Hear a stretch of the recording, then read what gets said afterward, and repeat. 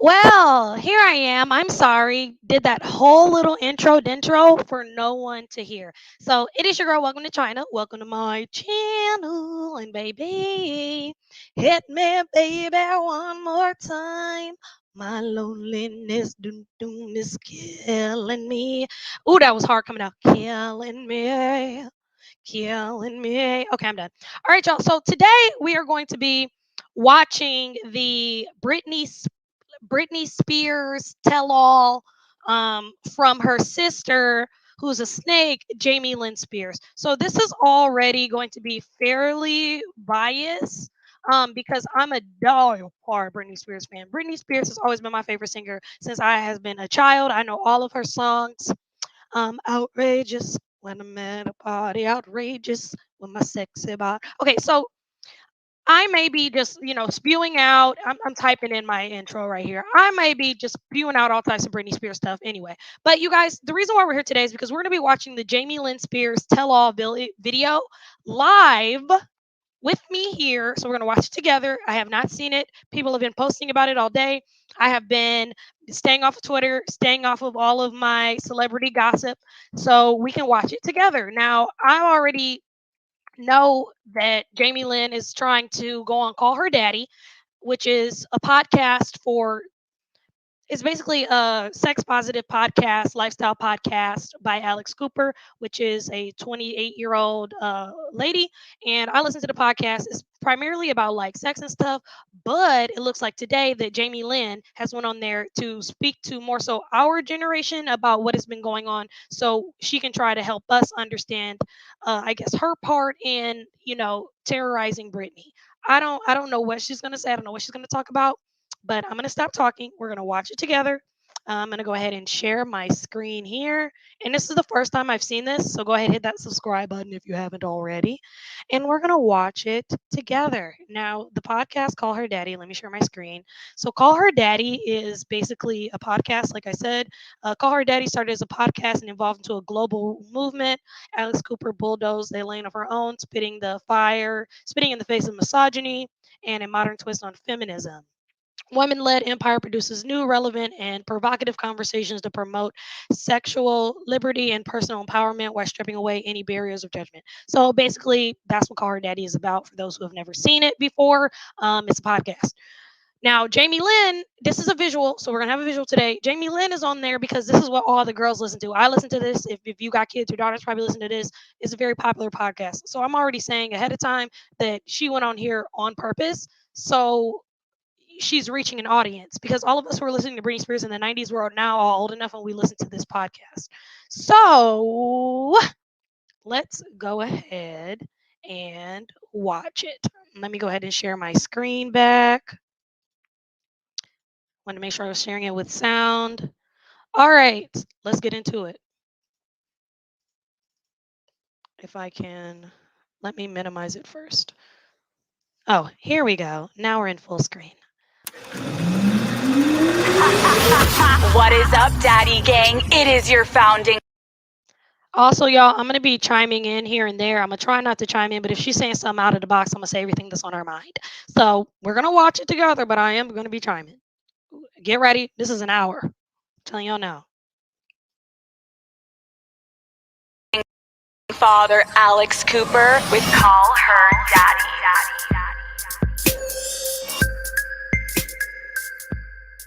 Okay. Are you ready? Yes, I'm ready. Jamie Lynn Spears. Hi. Welcome to Call Her Daddy. Congratulations. Thank you you. are an author. Yes. How are you feeling? I feel a lot of things. I feel like nervous, scared, but also like good and proud that I'm already interrupting. Yeah, you're an author talking all this shit about your sister, your family, and trying to clear your name. Anyway, it's not about flowers or walking down in the park. Just saying.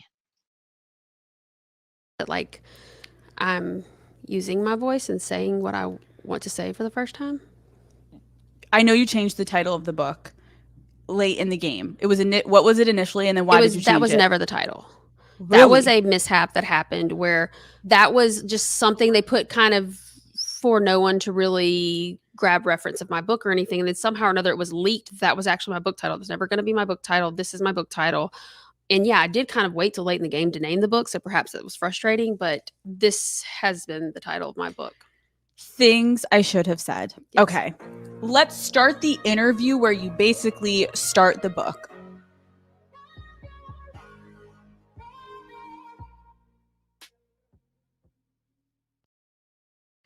Things I should have said. Yes. Okay. Let's start the interview where you basically start the book. On page 1, you reveal that you were an accident. You just say immediately, I was an oops baby. Your brother Brian was 14. Mm-hmm. Britney was 10. Yes. And you come into the world. What was your mom's reaction, though, to finding out she was pregnant? She was really mad. Like, why am I pregnant? You had the surgery. I have never had a vasectomy, obviously. But I hear that when you have them, you have to go for the checkup because sometimes if it doesn't take, then you are still fertile and you can still get a woman pregnant. So your parents decided, no more. We've got Brian. We've got Britney. We don't want any more babies. And then your dad didn't go for the checkup. Lynn is pregnant. And they're like, oh, fuck. Yeah, I was determined to get on this earth. So I already feel like she's playing the victim card already off the bat. And I'm going to say she's playing the victim card because, listen, we all know babies are accidents. Half of the babies in this world were not planned. It is what it is. I already know where she's going. She was never supposed to be here. Everybody acted like she was never supposed to be here. Like, but if you're looking at life through this lens, you're already going to lead a messed up life. Now, I'm interested to see if her parents are the ones that told her all this. Did she make this up in her head that it was this terrible story? It already seems like the story's going to shit. So let's see. So here I am. Here you are. Who told you that story? Like, when did you find out that you were an oops baby? It's not like the best. I feel like I never did not know that. Like, I feel like I just kind of like, I mean, my sister is 10 years older than me. My brother's 14 years old. I think maybe it was kind of a conversation of, first off, why don't I have a B name? Second off, why did you have them so close together and not me? And it was never like, it didn't hurt my feelings or anything. It was just kind of like, oh, well, we didn't mean to have you. And then we did. And then I guess they got real clever with my name. They just put their names together and here I am. Oh my God, it could have been a Kardashian moment of like the K and then the K. Well, like, it seems to be both of them are BJ, like Brian James, Brittany Jean. And then Jamie Lynn. Honestly, that is what made me ask, why don't I have a B name? Like, why don't I have the same name? What was your parents' logic by naming you their names? Jamie. They're already making this into a bigger problem, and maybe because I'm black and I come from an urban background, babies are always unplanned. Nicole Thespiana just said it here. Also, my mom. Okay, yes, yes. So, girl, let me tell you from everybody else, all the bastards of the world, you okay? Anyway, Jamie Lynn. Oh, and anyone that doesn't know, Jamie is the dad, Lynn mother, and now your name is Jamie Lynn. Well, I know that my birth was not an easy birth. I know that my mom had to go into an emergency C-section. It was like not an easy birth. So I just was like, were you just highly medicated and wrote y'all's names in the wrong spot? I just couldn't wrap, because also she did not spell my name the way that the Lynn name is spelled in our family. I don't have an E. Everyone else has an E. I have a cousin, Laura Lynn. It's Lynnne. My mom's name is Lynnne. And I'm just no freaking E. It's like you wanted, like, I don't get it. Like, this is already starting off like, I just don't like her as a person. You have the name of your parents, Jamie and Lynn, and you're gonna get pissy about an E or say were they drunk when you were born? Girl, they literally named you their names. You're just picking you. I think this is just stemming from a lot of jealousy from Britney. She just jealous. We already know this stuff. like, why not even, you're not even giving me that connection? I don't even know why I didn't even recognize it until I'm like reading the book. I'm like, oh, Jamie Lynn. Like, so you describe in the book that your parents had a tumultuous relationship and those issues in their marriage and a lot of the overall family pain can be attributed to your dad's drinking problem. When did you know your father was an alcoholic? You know, it felt like, I guess I just knew something, you know, innately as a child that something's different, right? Mm. And then I could see the way my mom would act when he was around, or I didn't know what alcohol was, obviously, at a young age. I didn't know what drunk was at age, but I knew there was a part I'd sometimes see my daddy and I didn't like it. And it was more than just like being mad. It like hurt me. It hurt my heart. Like, you're capable of being so great. Like, why are you doing this to yourself? Like, I knew that innately at a young age. What do you remember about being around your dad when he was drunk? Well, again, because I did have that insulation of a sister who's 10 years older and a brother who's 14 years older, I do think they kept me insulated from like a lot of whatever really happened. I think it was probably, their experience was probably different. There's what, 14, 10 years. I wasn't on earth that they lived with this same set of parents. Right. I'll never know what that was like or what their experience was. I will say that dad was not like in the house every day by the time that I can recall. And then we were traveling a lot for Britney stuff, and my dad did work off. So I could always justify it as like, maybe that's what he's doing and that's where he is, or maybe not, you know? So I think I kind of always lived my life just. I'm like, where is this going? So her name, they didn't do anything bad to her. Like, you were an accident, Jamie Lynn. We were drunk when we named you. That was just her name. And they knew that she was an accident because she has older siblings. And now she's talking about her dad being an alcoholic.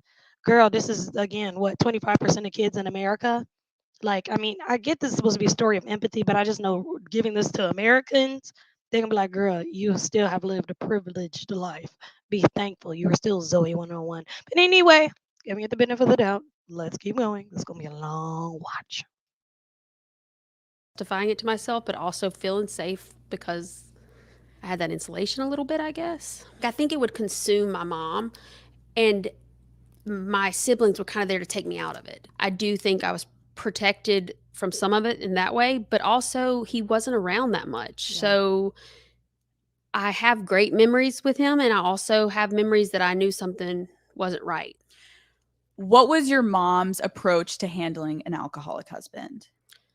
I don't think there's a right or wrong way, because like, obviously I have compassion for the fact that my mom was in love with somebody who was incapable of loving her that way. I think that I just wish I get mad for her. Like, why would you allow this to happen to you? Not only your children, but like, stop allowing this. Like, outside of us, like, Do you notice that she's teetering and trying to say that she empathizes with her mother and she has empathy for her mother, but also she wants you to see that her mother kept them in that situation and her mother could have stopped it? Like, it's still another side of the coin as well. So she wants you to still think that she still can empathize. And why are you with this man? And I just wanted him to change. Girl, I'm not even thinking a lot of this is still being genuine. All of this shit wasn't bothering you before all this Britney stuff went awry, honestly. So I'm still side eyeing. Leave him. That's what I couldn't understand. But obviously back then, things were, I guess, circumstances were different. But my mom always worked, and my dad always worked. I just didn't understand why she couldn't do that for herself, and that later on turned to resentment, I guess. Is your dad sober today? Yes, he is. How did your mom manage keeping your early careers on track without having basically help from your dad and being able to rely on him? Well, that's where things really started to piss me off at a young age. And me and my mom have walked through this, and like I love my mama, and it's hard. I think where I started to not understand as far as our careers go is this man has, you've told me time and time again, like, and that I hated knowing too much about, like, as I got older, about their dynamic and their relationship. And I hated that she would say, he can't be in our life or whatever, blah, blah, and he's drinking. But then she would, like, the minute it was time to, like, make a decision about my career or, like, what I could or couldn't do, she'd, like, call him up and let him have a say-so. And I'd be like, no, like, that's not fair. She maybe just was afraid. She didn't know how. I don't know. And I can't answer that for her. But I know that as what I Nicole Thesmiana brought up a good point. Yeah, and she did say that, like, she loves her mother, but she resents her and her actions. But also, she's a grown woman who's married and now with children. So I'm like, you don't understand dynamics, how things happen.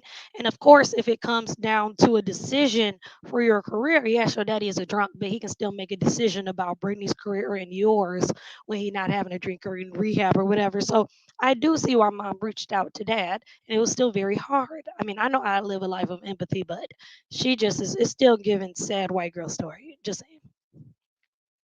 was experiencing from that situation was like, stand up for me. Tell him F off. And that, no, you're not allowed to. Don't let him in, because he clearly made choices to not be in.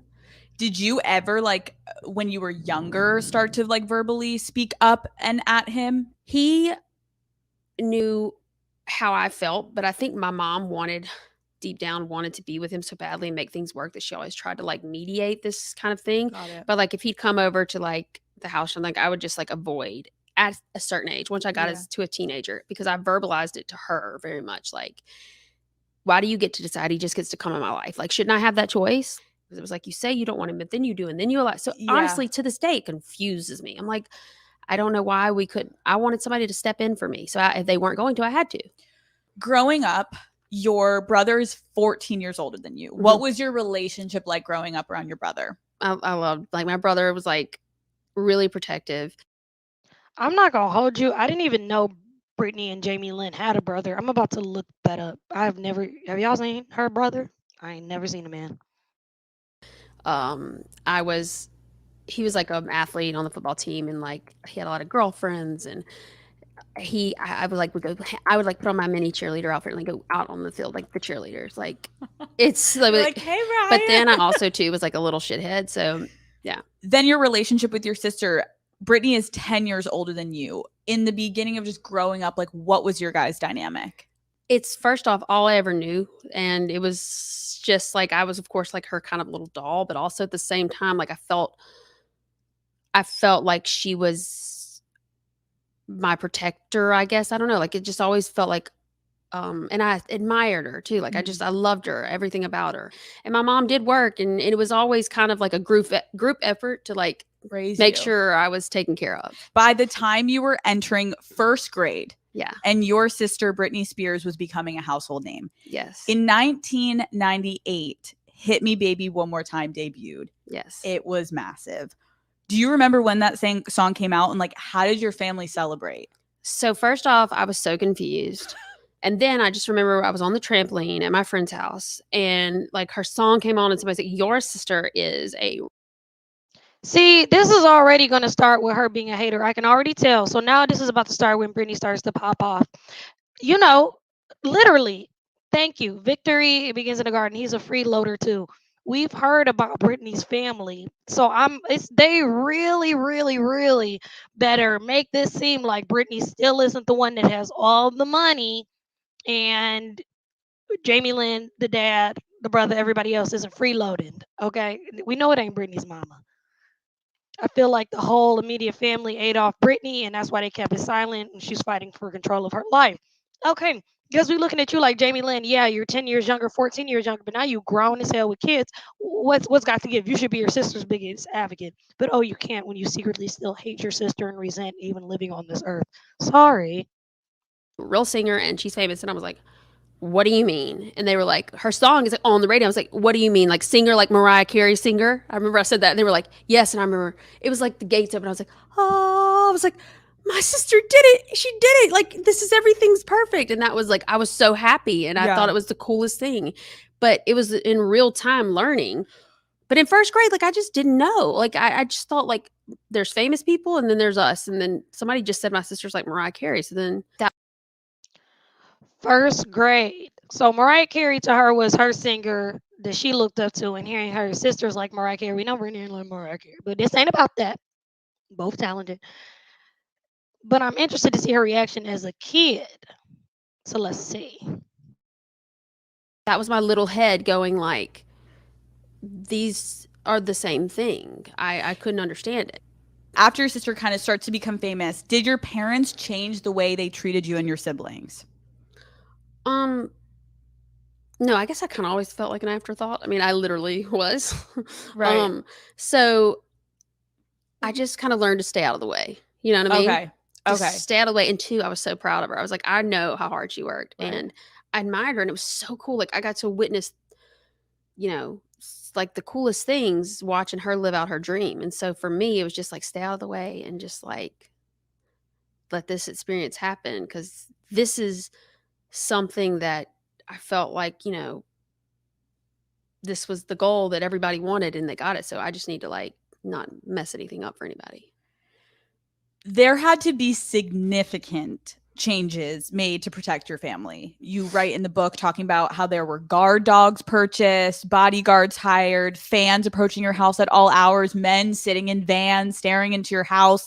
As a little girl, how did you conceptualize all of this? Well, the difference is too is getting famous now is different than getting famous back then. Like when you like made it, there wasn't like social media. Like I think I've seen that person's face somewhere. Weren't they this person that then it was like you either were really famous or there was no kind of fame. It was more of like, and when she became a household name and it happened so fast, we still lived in a little house that was like right on the street, and so people could just kind of like come right up to us. So I think that like my mom would like be like, "Oh, there's fans." She'd bring like literally would make them lunch. I don't know. It was really strange. With regard to your early relationships, you write in the book one of the first healthy.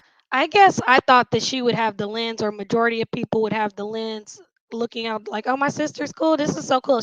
Her lens is, what the heck is this?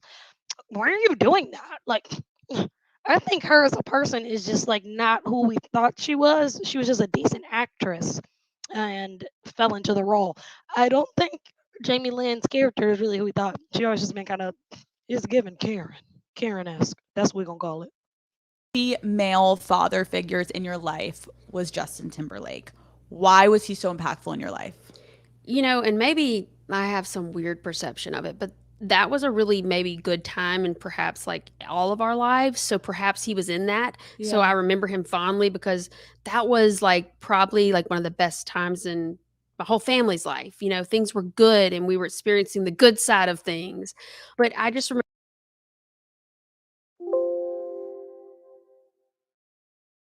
Now I know this is her story to tell, and I know this is not about Britney, but it's still Britney's sister. But I see why now this interview is starting to become problematic because she's about to put Justin Timberlake into a good light. We already know all that foul stuff that Justin did, the interviews, the way he treated Britney, Cry Me a River, all that. I think she's gonna go over it. But let's see, because she talking about JT was a father figure. She just trying to shit on everybody at this point. Like, this girl really has the audacity and the caucasity. Let's really see, because this is about to get nuts. remember he was pretty like thoughtful, like, you know, I loved acting and stuff like that. Him fondly because that was like probably like one of the best times in my whole family's life. You know, things were good and we were experiencing the good side of things. But I just remember he was pretty like thoughtful, like, you know, I loved acting and stuff like that. And he, like, I remember for Christmas, like, got really thoughtful gifts. And I don't know, I just felt like he was funny. He was really funny. And two, you have to remember, like, grew up. It sounded like she had a crush on Justin Timberlake, and she wished that she could be with a guy like Justin Timberlake. He was just really funny and thoughtful, and I liked acting. Like maybe he made her feel seen during that time, because it seems like she had a personal thing for Justin. Around the Mickey Mouse Club, those kind of, Yeah. and so I loved all those people because Of I felt course. like, I don't know, I just felt like insulated by them. Like, funny story. So I went and visited my sister when she did the Ellen show. Probably, I don't know, Ivy had been born, so maybe it was 2-3 years ago. She was on the Ellen show, and Ryan Gosling happened to be there the same day as her. They both were on the Mickey Mouse Club together. So they're like, "You want to go see Ryan or whatever?" And I was like, yeah, you know. So we go in there, and he's like, "I always remember this story about you were." He goes, "I think about it now, raising my kids." He said, "Your mom and your sister, when you get to being bad, they'd always tell you the witch is gonna get you," and that was the way they'd get me to do things. And be like, "The witch is gonna." He goes, "I think about telling my children that sometimes." And He he was was great, Ryan. I wanted to be like, Oh, she just is name dropping up a storm. She gonna name drop off a storm with Ryan Gosling, huh? You know, Ryan Gosling had that video of him singing that soul music that was trending a couple of years ago. Yes, Gosling was on there too. It is giving childhood crush vibe. She's saying she got a crush on JT and Gosling. Me too, girl. Join the club. okay, yeah, like whatever you want to say, Ryan. Like, it's a totally different dynamic if you like want to hang out now.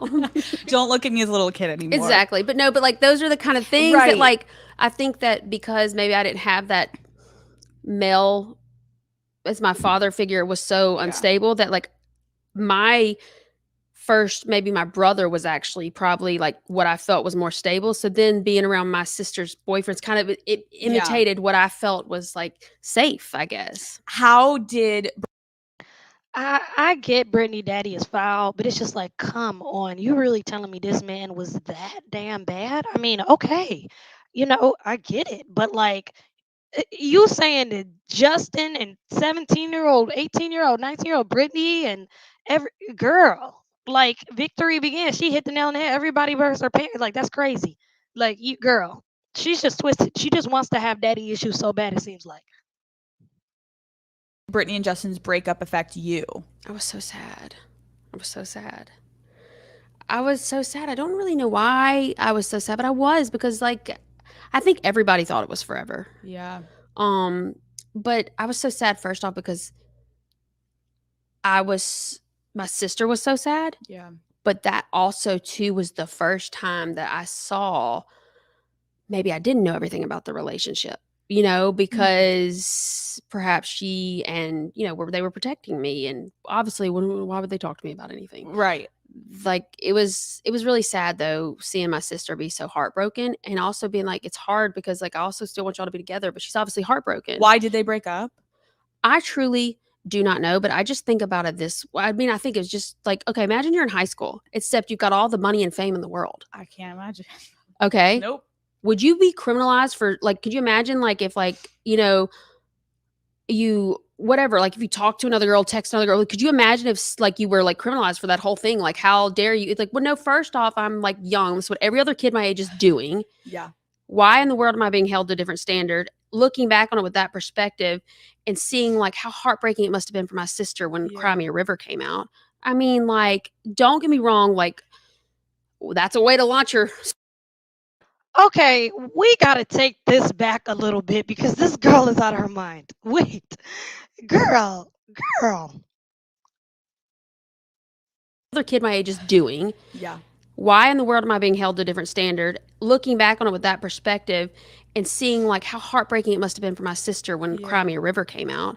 I mean, like, don't get me wrong, like, that's a way to launch your solo career, though, right? That's a way to do it. Hey, that's a way to do it. But I felt really sad. And, you know, my sister, she wrote that song every time. And she's obviously beyond brilliant in when it comes to anything creative, and she picked that song out on the piano and she wrote it, and it still makes me cry because I think about like how heartbroken she was, and then that was his song, but that was every time was her song, and it just feels like it still breaks my heart to think about that. When was the first time you remember being photographed by the paparazzi? I don't remember not being like, I just don't remember it not being a thing. Even when we'd be at home in Louisiana, like what business they had there. It's not like we're down the middle of Beverly Hills. But then we kind of were able to have a little bit of fun with it. Like I remember one time we went and bought like those Scream masks, and like we bought milkshakes from Sonic, and we got out of the car and threw it at them because you could do that in Kentwood. Nobody's going to get on to you. And so we did shit like that all the time. Oh, it's kind of fun. When did being photographed by the paparazzi become a problem? For me, I think that it was when it was invasive in the way of like, you can't take advantage of someone during the hard moment. Like I felt like there was when the boundaries were crossed as to more than just photographing a celebrity, on a red carpet or whatever, or even when they're like in Los Angeles going grocery, whatever. But when it becomes to where you're chasing down photos of someone going through a private moment or a hard moment or whatever it is, our children, that's when it felt really invasive. Like nothing was your own anymore. Yeah. How did your parents handle their children being ambushed by grown men with? I love that. This is true. It is giving us an insight into Britney's life from her sister, who is the closest to her, not even her assistant, and our parents don't talk. But this is still giving us tea about Britney. We're watching this to hear about Britney and how foul you are. Like, we're not on your side with this. So we agree with you. With cameras. I mean, they hated it, but it is like, too, you have to remember we're like a family from a small town. We don't know what the hell we're doing. And I say we as in like I was a baby, but Yeah. I'd imagine that nobody knew, is this part of the thing? Is this part of the job? You don't really know how to handle it. But I think that the whole paparazzi culture really started, I would say, probably when as Britney was going to the height of her, during that whole pop culture, when it was like the big online blogs and the paparazzi. It was unbearable. When you were 11, you began your acting career on the cast of All That. Also at 11 years old, you write about noticing a shift in Britney's personality. You write in the book, Britney was showing signs of a debilitating exhaustion. Britney was changing in front of my eyes. I was still too young to comprehend her struggles, but I was old enough to recognize destructive behaviors similar to our father's. Something was different with my sister, but I didn't have the courage to speak out. When you say she was changing in front of your eyes, what were those changes? She was wanting to escape us a little bit more. And when I say us, I mean like my family, like, which is normal. She was that age. She should go out and go do so with a friend. So I remember kind of it as I got older being explained. It's like, she's going through a party stage or whatever it is, and that's fine. She should, whatever. I just remember feeling like selfishly, like I was like her center of the universe, maybe like her daughter, her kid, or whatever you want to call it. And I thought it would always be that way. Right. And then I just felt like things just were uneasy. It wasn't that way as much anymore. Then you also write about a specific episode you reveal in the book, which was pretty terrifying to read about. You write, apparently everybody, I know what you're about to say, and apparently everybody finds this terrifying. I mean, it's go ahead, heavy. You go ahead and read it though, because like I read it though. Okay. You write, Britney said to me, "Baby, I'm scared." And she took a large knife from the kitchen, pulled me along to my room, and locked us both inside. She put the knife in the bedside table drawer and simply repeated, "I'm scared." She needed me to sleep beside her. I knew something was wrong, and I was powerless to do anything about it. Why was your sister scared in that moment? I don't know. I don't know, but I know that I was like very young. And I know that this has come right after the whole marriage in Vegas and stuff. Okay. And again, She's giving me this. I was very young. I get her and Brittany didn't talk through these things, but she's just sharing a lot of like private moments that I feel like happen in a young celebrity's life. That's almost like, do we want to hear this? Do we not? You're telling me you don't know why. You never inquired? Like, girl, bye. think that people need to remember I'm telling this story about what I experienced, no matter who that person was that pulled me into the room. You have to understand, like, that was an experience I went through and it was really scary. And I felt really unsafe. I think it's important that I say that because I didn't understand it. I was a kid. I just knew I felt really scared. And especially from somebody that, like, when I'm scared, I run to you. Why am I now scared with you? And I think that there's probably a lot of other young people who probably, or just any situation who feel that way. And I never said anything because I said it to people around me. But I guess, like, even when you read it to me and people seem to keep bringing that up, I think I've learned how to, like, because I was not allowed to have feelings about anything, like, shut up, like, that's fine, like, whatever, we're not gonna make a big deal out of this, that I started to really not make a big deal out of things. And so when I say it more casually and be like, "That's really fucked up, like, that's not normal." Um, I now I'm starting to, like, come to terms with that as I share. Yeah. And that's something that I have to, like, kind of acknowledge, I guess, that, like, yeah, that was really scary and I hated that that happened, but also, like, she must have been in pain too, but I was a kid, like, I didn't know what to do. How did your parents react that your sister, who was kind of an authority figure in your life, trapped you in a room with a knife with her and was, like, saying she was scared? What did your parents say? I never felt like she was scared away, like she was gonna, like, harm me or anything, but it just felt like a weird Yeah. it just felt weird. That's scary. Honestly, Yes, yeah, yes. and I didn't understand it, and I told them about it, and they were all having conversations about, like, how things did seem odd. Obviously, from what I could tell, like, when your parents are, like, all, like, kind of, like, but it wasn't just my parents, it was, like, her whole team, I guess, essentially. Right. I don't really know because, again, like, I was more concerned about my fucking Sophie shorts, but at the Right. same time, I told them they asked me to come in there and tell this therapist, Okay. about it, and I did, and then I never heard anything else about it. So then I was like, "Okay, I guess that's just a thing that happened." Now having the space and time since that moment, what do you think was going on there? I think that this was a brilliant young woman who was going through a hard time, and if she couldn't stand up for herself, then somebody should have. I wasn't an adult then, I couldn't. Yeah. Somebody should have said, "Stop the fucking presses. Give this girl a fucking minute."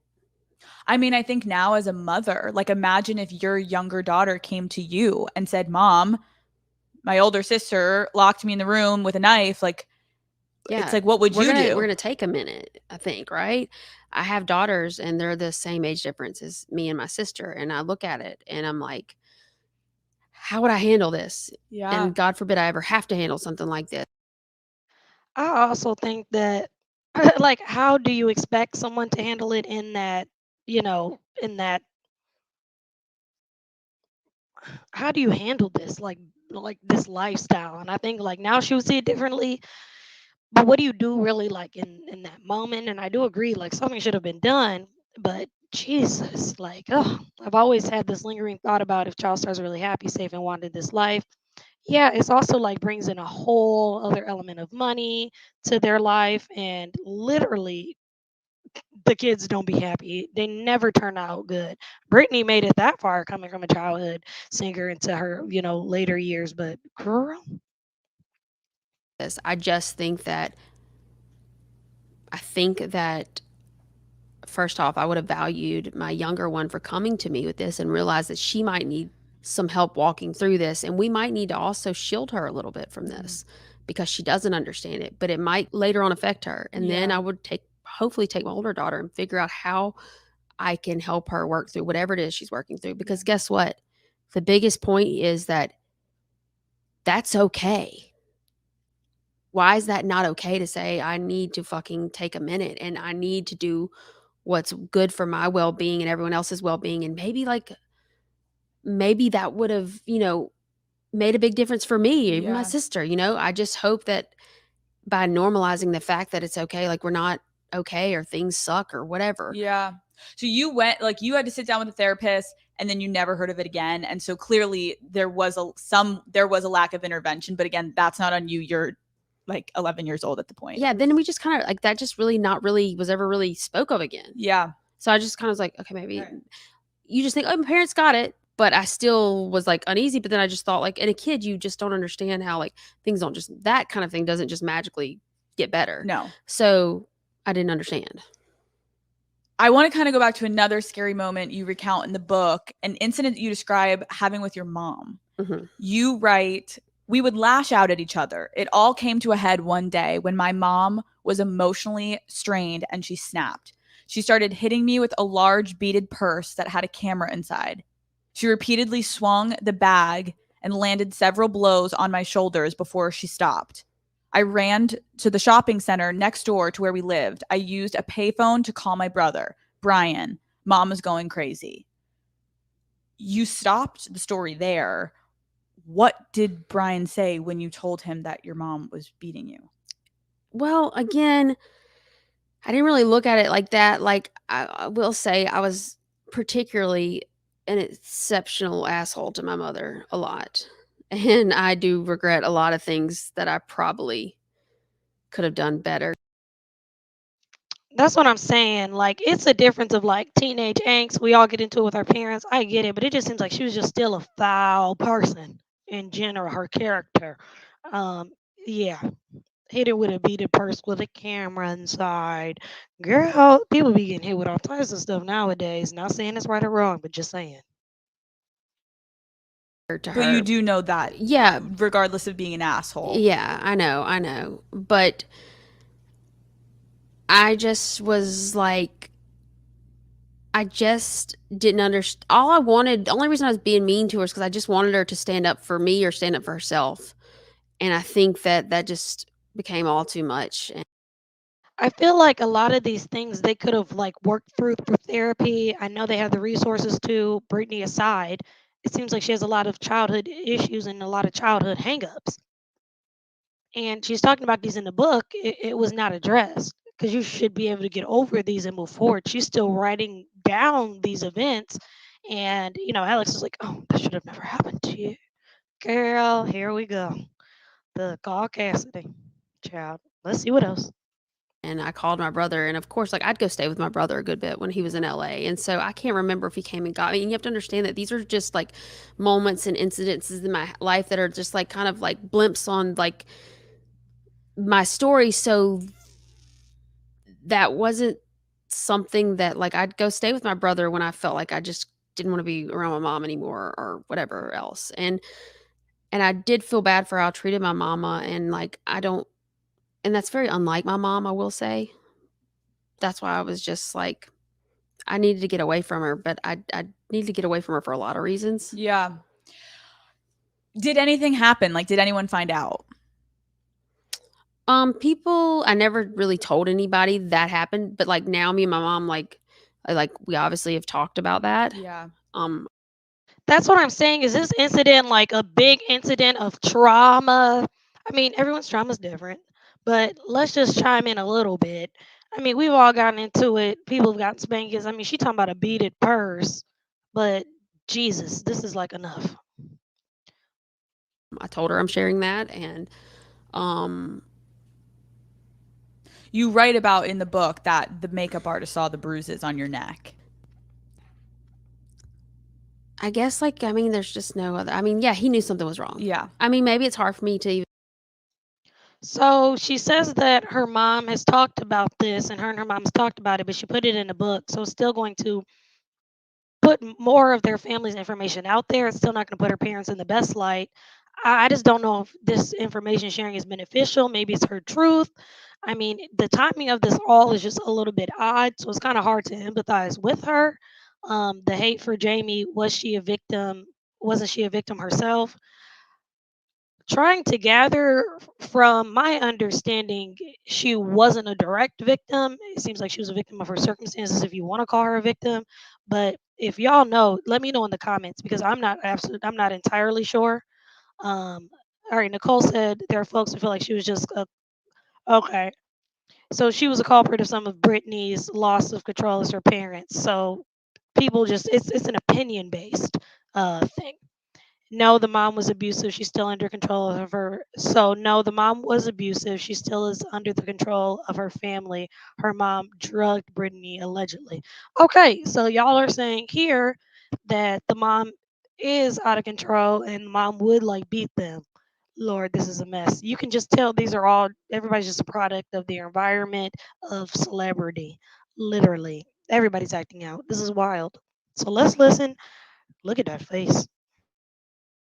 Even like say those things, but like I'm sure through time, like you've started to sort of see how that's not okay. yeah, and I think that's like what I wish people would understand. Like I'm still like in real time, like sharing these things, Yeah. and like they're not easy for me. They're not easy for I'm sure like Anyone. it's hurtful for me to work through this. So sometimes I think I don't say it right or I don't know how to say it because it's still painful. I'm still processing it, but part of the main steps is like actually saying it out loud, I guess. And so I just I'm trying to think in hindsight also like how I felt then and how I feel now. And So this is a process for her. This is a form of therapy for her.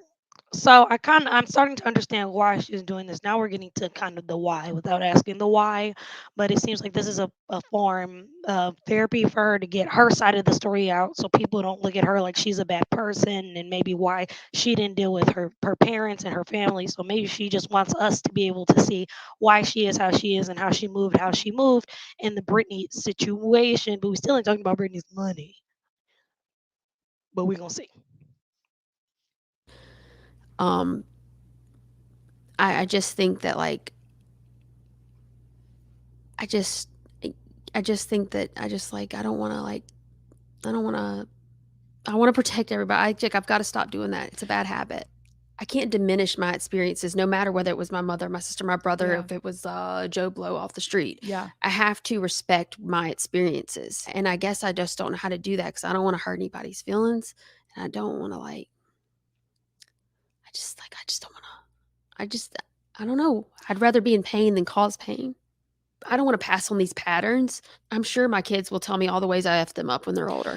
Soft. That's our job. Like, it's Right, like, how many right. ways can a parent do this? But at the end of the day, I have to use my voice or else I'm not going to teach my children to do it.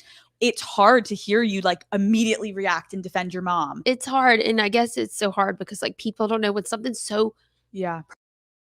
Hurt people hurt people. That's true. That is very, very true. Very, very true. The victim can be the victimizer too. Yep. So, right now we see her. She's on the verge of tears. We can already tell that it's starting to affect her. And I'm hearing from what she's saying, what I'm gathering is her reasoning behind this is to tell her truth, to get this off her chest, to put this out in the open. And also, she's a parent now. She understands things differently. She's really, really, really trying to tell her truth, but also it's still hurting the hurting, which is Brittany and other people. So I get it, but I just feel like it was a better way to do this. And I still think she's getting monetary gains out of this. I know she is, in fact, and it's still more publicity. She's probably gonna come back and try to start acting. She probably try to get her career back. I mean, her kids are old enough now, so we're gonna see. This is just getting started. This literally just came out, and she's doing all types of interviews now. It should be an unauthorized autobiography of Britney Spears' life, like y'all said. Seriously. Perpetually like, ingrained in your being. It's not just about like writing a book or whatever it is. It's about me like truly saying I'm making this growth to be truly authentically me because that's all I've ever wanted to be. It felt so hard to just exist for everyone else's pleasure. So much of you has to be like, don't say that. Keep the brand in mind. Like, don't do this. Don't like. You can't even be. And your it full wasn't self. even like really my brand. Yeah. It was like I was a prop to a lot of things, but at the same It could have been an understanding of this is a family brand. Like, did they have a publicist? Like, what was this team like? Because, like, she is still like this is still not a good look for the family. This is still affecting the brand. It's a family business. It is what it is, but it's just talk about nobody gonna read it anyway. That's true. She's literally walking us through the book. Alex read it for us, so she's gonna walk us through all the juicy parts because that's the only way we're gonna get this. She should have just did a tell-all interview, honestly, because child, I don't know what we getting. I can't take this podcast, can't take that podcast serious. Y'all are getting it. Y'all cutting up on here. Let's see what the girl got to say. Time I was never allowed to control my own narrative or have my own Yeah. voice and unless it was like in line with everything. And I was never allowed to do anything or say anything that would possibly put my sister in a bad light. And honestly, I love my sister. I'm her biggest fan, but guess what? Sisters are sisters or whatever, and Girl, but your sister is a celebrity. Accept it. My mother always told me we all have a hand in life. Protect your family. Girl, that's money in your pockets. That's why you don't have none. Now, that's why Brittany taking it away. Brittany don't see you as she's been holding me down through this, me pulling in every room. My sister been here. Brittany don't see you like that. She see you as another little conniving bitch. And Brittany felt alone also during these times, girl. So I'm still cutting up a little bit on her. like that's okay. And I think the biggest thing is like, why wasn't that just made normal from the beginning? Yeah. I was born into this family. I didn't choose. This was like, Yeah. it's like imagine like a big ship, and I'm like just a little like dinghy riding in the wakes, like trying to like fucking survive. Did she not forget that she had a whole TV show, Zoey 101, that we wish had went on, but she decided to have a baby? Isn't that right? Like I forgot that she just act like this was just always her life. We just pulled Jamie Lynn out of nowhere. We don't even know her name, like Brian, Brittany's brother, and we just found Brittany's little sister out of the woodworks. Girl, you were acting like you were not Zoe 101. Are we really acting like that? Girl, we only gonna pity you so much now. Come on, you still got some celebrity. You got a whole show on Nickelodeon starring you being Zoe 101 as Pacific Coast Academy, PCA, baby. Because you're Britney Spears' sister. You should be kissing her feet. I'm just saying. Because Britney gave you that, babe. And so that was my life, was Yeah. like just survive this moment. And you might get to do something you want to do every now and then, Yeah. but just survive this. And so I can't help that I loved acting too, and I can't help those things. And I don't know why can't two sisters exist in their own right? We never compared each other. Girl, Dan Schneider, that old pedophile predator man. Don't even get me going on that. Don't even get me going on this. I hope that is not the case. I never heard that before. Y'all know Dan Schneider is the man that was abusing everybody on Nickelodeon and all that. Child, that but she should have told us that and we'd understand. Shit, if that's the case. The world did. We never had that dynamic or that issue. My sister to this day is going to always to me be the most badass performer that ever walked on this earth. Nothing's going to change that. The problem is that like I couldn't be responsible for everything that happened around her and also be authentic to myself. Yeah. And I wasn't allowed to be. So I wasn't allowed because like I don't know why. I mean, I guess I didn't have the courage to do it. I guess I was too scared. But when it's ingrained in you so perpetually to be that way, like Yeah. I'm trying my heart. I'm breaking a true pattern that has been ingrained in me. It is hard. And I'm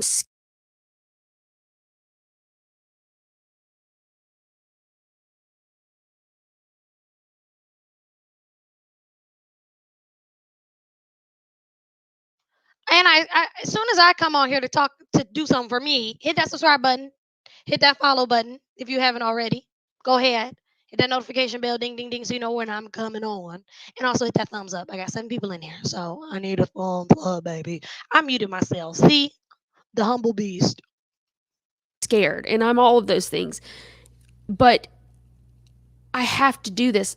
It doesn't matter who your sister is or who your family member is or who, whatever your relationship is with. If something has caused you pain or this is your experience, nothing should diminish your experience.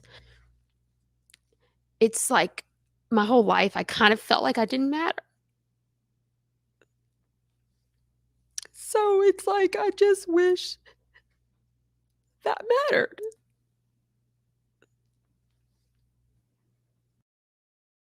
She's not crying. She said, I just wish it mattered. Okay, I gotta take this back a teensy tiny bit because y'all about to see. I'm make y'all see how she didn't cry.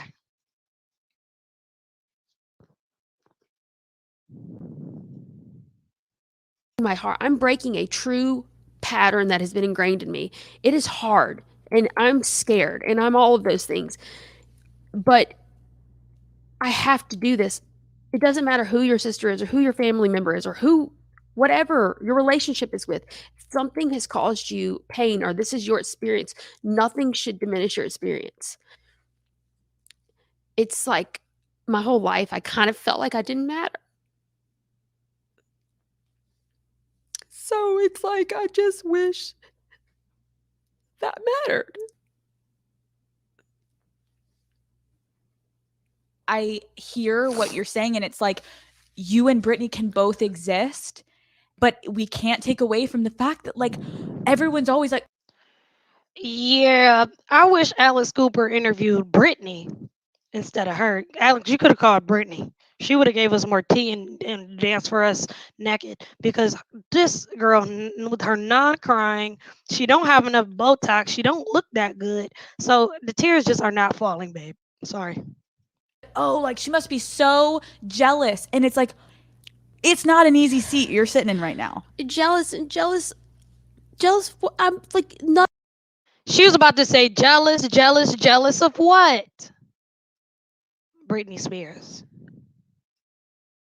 Her hard work, nothing was nothing but an inspiration to me. Like, Yeah. what do you mean jealous? Like, that was, I got to experience watching a woman take over the fucking world. How can I be jealous of that? How can you not have anything but. I did look up the Dan Schneider Britney Spears thingy on Lipstick Alley to see if this was the case. And here it says it did not end. I had to pull this up, so we had to, because this was going to bother me too. Now, this is on Lipstick Alley. We already know, but the girls be having a real drama on here. Does this kid even look like him? Okay, so this is Jamie Lynn, US Day. Okay. Jamie Lynn Spears visit classmate following ATV accident. Okay, so they're saying I think she looks like the ex-boyfriend, to be honest. It's gonna redirect us to the page. This was old. Yeah, I don't know. I don't think the baby's Dan Schneider's. They say y'all Aggie, never mind. Yeah, this might have been a hot rumor, but this is a good one. This is a good one. She was pregnant by an older Nick executive. Why would she have gotten a? I mean, yes and no. I get both sides. So we gonna go with I don't think so.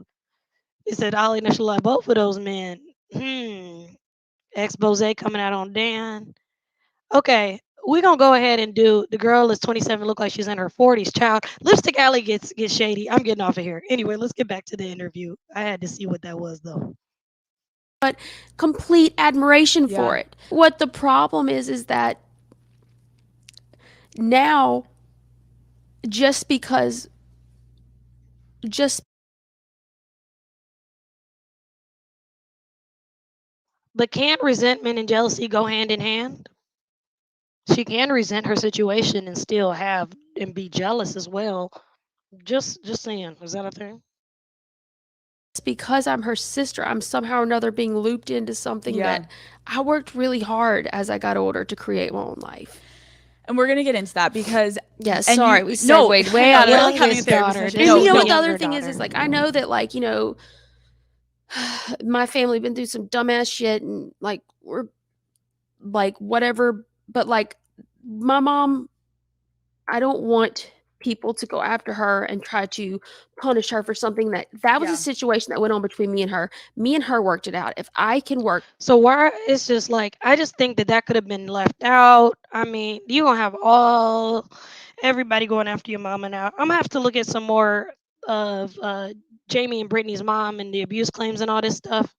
But yeah, I still don't think she should have touched on and did some of this. I think she could have just stuck to what she had to do with the situation after she was an adult. But she wanted to do a tell-all book to save her ass. She should have just did a tell-all interview, and that would have been fine.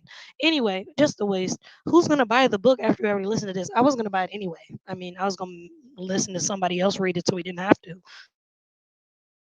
On that and move forward and acknowledge it, then I don't need fucking Joe Blow over in a whole nother world telling my mama something mean.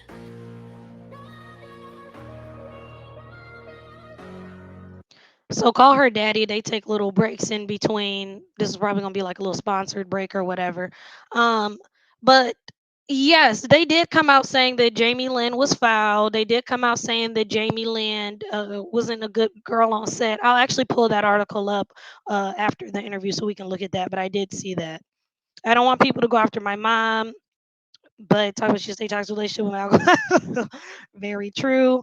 You can love broken people, but don't do this. But yeah, thank you. It's still like, girl, this is still not helping you. And I know families mess up people, but like, this was just not beneficial. Your sister was the biggest.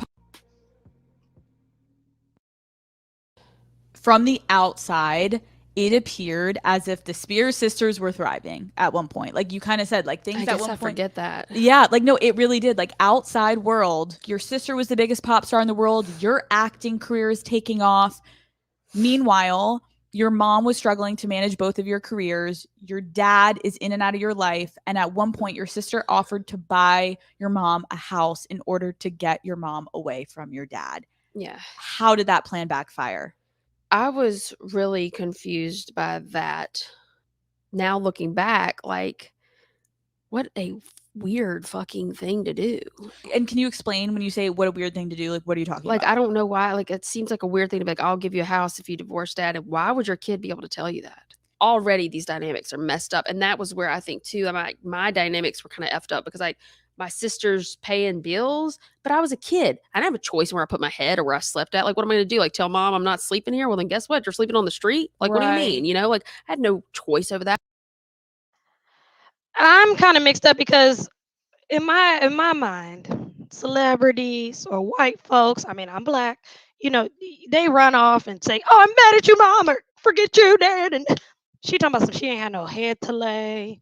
She'd be on the street if she didn't stay in the house. Brittany, girl, I know you have $500 in your account. You could have went somewhere, girl. Please stop playing with me. I just don't, girl. I think a lot of this stuff she resented after the fact, but when she was living it, honey, it was okay in the moment. You was still balling out the gym. Okay, I'm just saying. I gotta take this back a little bit. Dynamics are messed up. And that was where I think too, my dynamics were kind of effed up because like my sister's paying bills, but I was a kid. I didn't have a choice where I put my head or where I slept at. Like, what am I going to do? Like, tell mom I'm not sleeping here? Well, then guess what? You're sleeping on the street? Like, what do you mean? Right. You know, like I had no choice over that, but it was confusing to me. I was Right. like, wait, so they're getting a divorce because my sister said she's going to, like, can you imagine like the mess going on in my head? You're like, so Brittany said she'll buy you a house if you get divorced. So you're taking the house, you're getting the divorce, but then they get the divorce, and you said they might as well not even got divorced And because like then he nothing was showing up changed. at the house that she bought to avoid the dad. Like it was like Me and my mom still argue about this. I'm like, dad was there the first night we stayed in the house. I'm like, I'm telling you he was. And mama says, no, he wasn't. Things like this with hang up against parents, you have to let it go or it's going to bother you for the rest of your life. Parents have had so many transgressions, they've made mistakes. Like, but listen, I can tell you now, I've had things that I've disagreed with what my mother did in different avenues and realms of our lives, but I had to let it go because she did what she did. Parents are going to do what they're going to do, and they've done different things. They probably forgot about it, whatever. The mama don't even remember. See, she's pressed over whether the daddy was there with them the first night in the house or not. The mom saying no, she's saying yes. Girl, you got to let it go. It doesn't matter. She still is going to move how she's going to move. You have to accept her for who she is. I'm getting therapy. I'm getting therapied out on here. I'm sorry. I'm getting a little psychological. Um, but you got to let that hurt go. In other words, you got to let that go or work that through because look, she's still hanging on saying her mom good, but she's still giving her mama a hard time. It's going to bother you and take more out of you than your mama. That's what I'm saying. you're getting the divorce, but then they get the divorce, and you said they might as well not even got divorced And because like then he nothing was showing up changed. at the house that she bought to avoid the dad. Like it was like Me and my mom still argue about this. I'm like, dad was there the first night we stayed in the house. I'm like, I'm telling you he was. And mama says, no, he wasn't. I said, yes, he was. So I'm like, so is Brittany gonna be mad because dad's here? Like, do you see what I'm saying? Like, so then I'm Right. like, who am I supposed to? What am I supposed to? But I just remember like feeling like, what is up? I know in past circumstances of things that I've brought up or little things in my mom's mind that were big to me, I don't think that she remembered. And I love my mom. I have a really good mother. We talk about our feelings and all types of things. But when she's made me mad and I brought up something between her and my dad or something like, she's been like, what? That didn't happen. I'm like, girl, yes, it did. Because it pissed me off like this and now I'm just bringing it up. I don't know, give or take, benefit of the doubt, maybe, but I just think that we're depicting her mother to be shitty, shitty, shitty when we are when parents make mistakes, and we've heard shittier. And in the circumstances, I'm still empathizing with our mother a little bit. I'm trying to empathize with Jamie, y'all. I'm trying. I'm just being honest. I'm trying. Make me, make me, make me. Up and what is down. It's a very weird financial dynamic when a child starts to be the breadwinner. I will always say this though, like my dad did always have a problem with that. So like he always, that he didn't want to live in that house because Brittany had paid for it. He didn't like that. I guess that was just the dynamic. I don't know, but I remember just being really confused by all of it. As I think a lot of people would be. I mean, maybe I still am. I don't know. You're working on Zoey 101 at one point in your life, and you and your mom relocate from Louisiana to California. Yeah. Who paid for the apartment you and your mom lived in? Usually, like the network will give you a relocation fee. It's never enough to cover being there the whole time, but it's something. So, I mean, I always paid for the apartments that we were in. Okay. Which. So now we about to go and get into the money. This is what I care about. We all grown now, so we trying to get to the money. Now, what I'm seeing here, and we'll talk about it a little bit after, but BuzzFeed, that's just the first thing that came up. Jamie Lynn Spears has been accused. The co-star was Alexis Nicholas. I don't even remember what character she played. But it's saying that she said that she was lying up a storm and playing the victim in her new memoir by former Zoey 101 co-star. So she's saying that she was lying up a storm and playing the victim. So it seems as if that maybe the co-stars had some more insight of what was going on with Jamie Lynn during that time. Maybe it wasn't all as bad or whatever, but that's the castmate that was talking about her. We don't get about this. We don't get into that in a minute, but I just want to pull that. Which didn't seem that odd, I guess, because like we were there for my work, but at the same time, that created a really unhealthy dynamic because I'm like, I'm paying the bills. Why do I have to listen to you? How was your money that you were making off Zoey 101 and all that? That's a dynamics thing. How do parents still get their children to respect them when the adults is dependent on the child's money? Yes, and when the child don't have the respect of a parent, again, we're still dealing with a Caucasian household. So we're brought up differently. People are brought up differently. I'm not saying we as in I'm white, I'm not white. But I'm saying like, listen, I know a lot of people of other races and other kinds where the parents do not demand respect in the household. The kids grow up not respecting the parents and authority. So listen, even if I was the breadwinner and I became a YouTube star right now, y'all, my mama would still be my mama. I would still respect her. And even if I was paying for her house, I would still listen. So I think it really starts from when you started from the bottom. Now you're here, baby. It starts from the beginning. It starts at home. So now it's too late. She ain't gonna have no respect.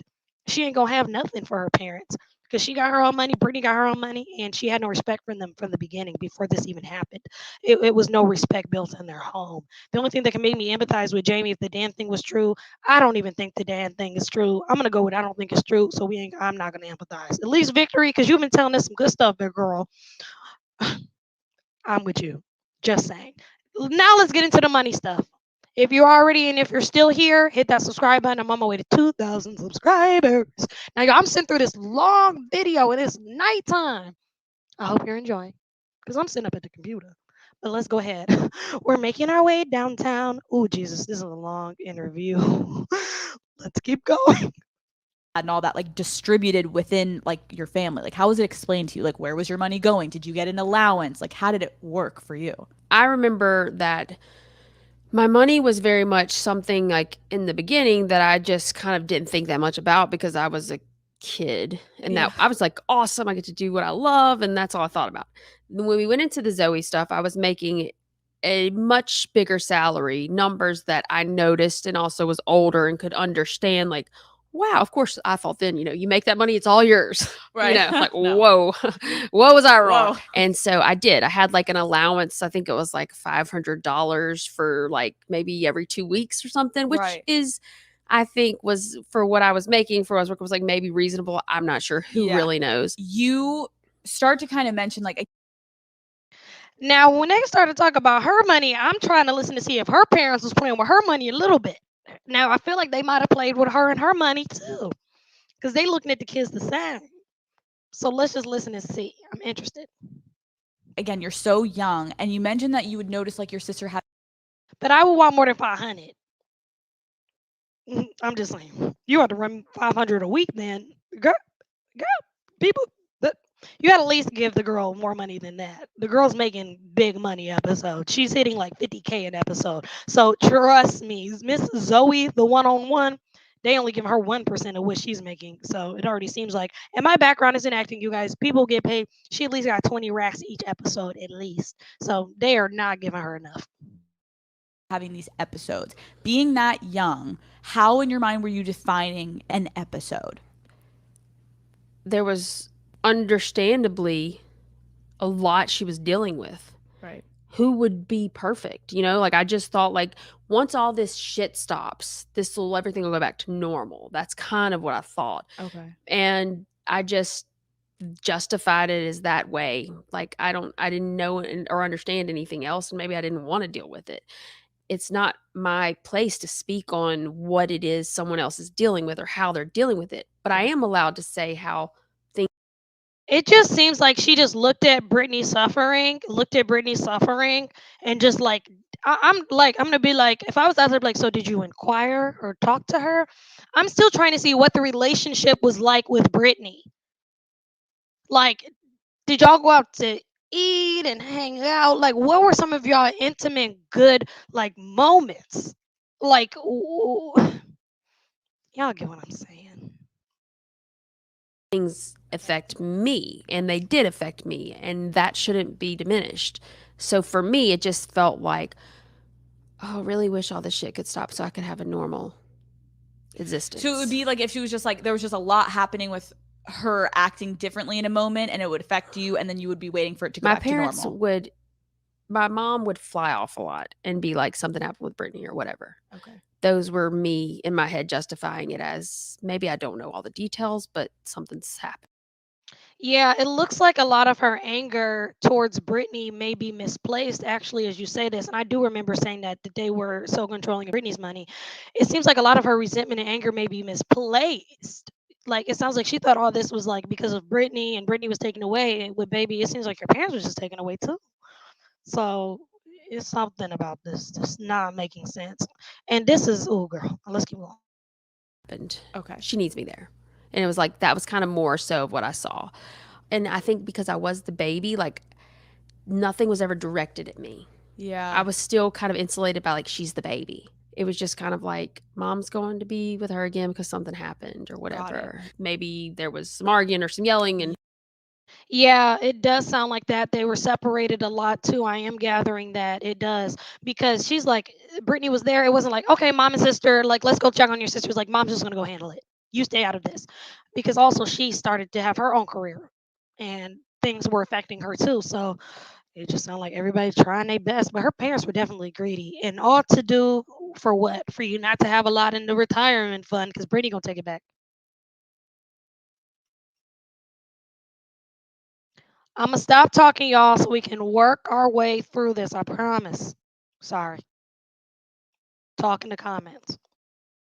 Yeah. I would just be like really like immersed up. Like I had a friend over and like I would just be embarrassed by it or whatever, you know. But I was such a young kid at the time. Like I was kind of like self-centered still, as we all are as like young kids. So I just wanted like my family to act fucking normal. That was it. In February of 2007, Britney Spears was harassed and followed by the paparazzi, and they documented her through the window of a barbershop as she shaved her head. This is literally from the view of everything that's happened in Britney's life, from the view and lens of Jamie Lynn Spears. That's literally what she should have named this, from the eyes of her little sister. How did you find out? Well, I know exactly okay. I had been at a basketball game cheerleading because I was a cheerleader. And we got home and my friends, like, that's back when you like went on like the ball. I would have lost my mind. I would have sued the hell out of this bitch after I watched this. She is really, really, and she's talking not out of empathy. She's talking out like somebody who was just there, an employee who was just watching. Like, this is crazy. Do you see how detached? But clearly she was detached from the situation. blogs, and stuff. And they were like, "Oh my God, Jamie Lynn, do you want to see this?" And I was like, "What do you mean?" And I almost felt like one of my friends took enjoyment out of it, and like I didn't like that. I remember being more pissed off about that. And I was by myself. I didn't have my mom or my daddy. Like they were there trying to help her, and so like I was by myself, and I had to pretend like it didn't bother me. So you found out because your friend pulled up a blog post, or like a picture or something. And your parents were with Britney, like went to. I don't even remember talking to them about it. You didn't even talk to your parents? I'm sure I did, but I don't remember. Yeah. Were you surprised? And her being upset, I can tell by when her tears started to come. Her being upset is coming from the parents. Her parents are upsetting her. She don't even remember whatever. It's because of the way it was handled. She felt out of the loop. Like her parents should have been like, hey, girl, Jamie Lynn, we gotta pull you out the game right now. It's embarrassing. They're bringing embarrassment to her. Brittany was her own entity, but it's still her parents who were in charge of them and the people in between. I think it's misplaced anger. I just wanted to be with her. But then too, like I didn't want to like give anybody the satisfaction of like I just remember seeing it. I remember like all I wanted to do was like just go home and get my own bed. Like I just had to stay at my friend's house. You had to stay at your friend's house because they were out of town. Like my mom was out of town, and so I just had to be like, "Hey, like that's like I don't even know what I said. I can't recall. Like Maybe." She's upset because she didn't have a parent's presence, but it's because of all these things that were happening with Brittany. Her parents were not there. Yeah, like I guess I just kind of acted like it wasn't that big of a deal. But it was huge deal, and obviously I was just like, I don't want to go to school tomorrow.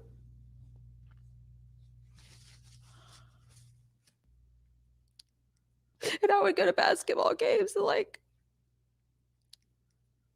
the whole student section would like sing stuff from the other school and stuff to me, and like not that like that's not the end of the world. Like I don't want pity, that's the whole thing. But I just think that like these were things that happened that like I just like I need to acknowledge that we're not that great or fun. And I just remember like sitting in my stupid little blue cheerleader outfit, being like, I was like, like it's like when somebody tells you something, you try to act like it doesn't bother you, but it really hurts your feelings. Yes. It was like my stomach was like, I was just like, oh my God. And you're trying to like just like deflect, like, oh, that's weird, like, oh, that's like. No, I was like, oh my God, like, oh, like I don't even know what I said, like I don't even recall, but I know it was my friend saying, "Do we shower?" I can remember him, and I was like, what is it? Like I didn't understand. After that, did you get to call your parents? Like when did I don't even remember. I don't think I did. I don't even know what we talked about. I have no idea. I keep trying to remember right now, even like, and this is a lot of time while I was writing the book, I had to call my mom and be like, Mom, I can't remember. Did this happen this way? Fact checking myself because I was like, I couldn't remember things sometimes. It was, Girl, why are you writing a book, first and foremost? Then if you got to call the mom back and forth, no tears again. And then you're not the type of sister like, come on, let's fight. You want to fight? You want to tussle? You want to talk about my sister, Brittany? Bah, bah, bah. Brittany has said, hit me, baby, one more time, stronger than yesterday. Brittany has been fooling her career for about 5 years now before she had her breakdown. So I would have been, bah, bah. What do you mean talking about my sister? I get they were separated. It just seemed like she just did not have that innate sister. I'm gonna defend her. I'm gonna look out for her. Like child, I wouldn't want her to be my sister. In other words, would you want a sister like Jamie Lynn if you were famous? I wouldn't. was all coming apart. Yeah. And I was like gonna sit here and grin and bear it like I was taught to. After that, do you remember where were you at with your sister? I really like this part in like my life. I think I just really disconnected myself from it, but I do know that like obviously that's where most of my family's concern was and maybe should have been, but like there were things that like I see to this day that I'm like, I don't remember those pictures. I don't remember those things. It was like I was kind of like at home, like by myself, like kind of figuring it out. Like I wish I had somebody to talk to about it. What was I gonna do? Talk to my 8th grade friends and be like, or 9th grade friends and be like, oh yeah, like No. what do I say? And I just remember like I just would walk into the hallways and be like, just walk in this hallway anyway. Yeah. I didn't want to. And teachers would sometimes make comments. It was just like not cool. But this was my childhood experience. And this was what I went through. You're a 16-year-old. It seemed like she's a softie. She probably is really like, though not probably weak. She a little soft. I ain't gonna hold you. Yeah, she ain't got a lot of heart in her. I thought they was country girls. Kid, and you discover you're pregnant. How did you find?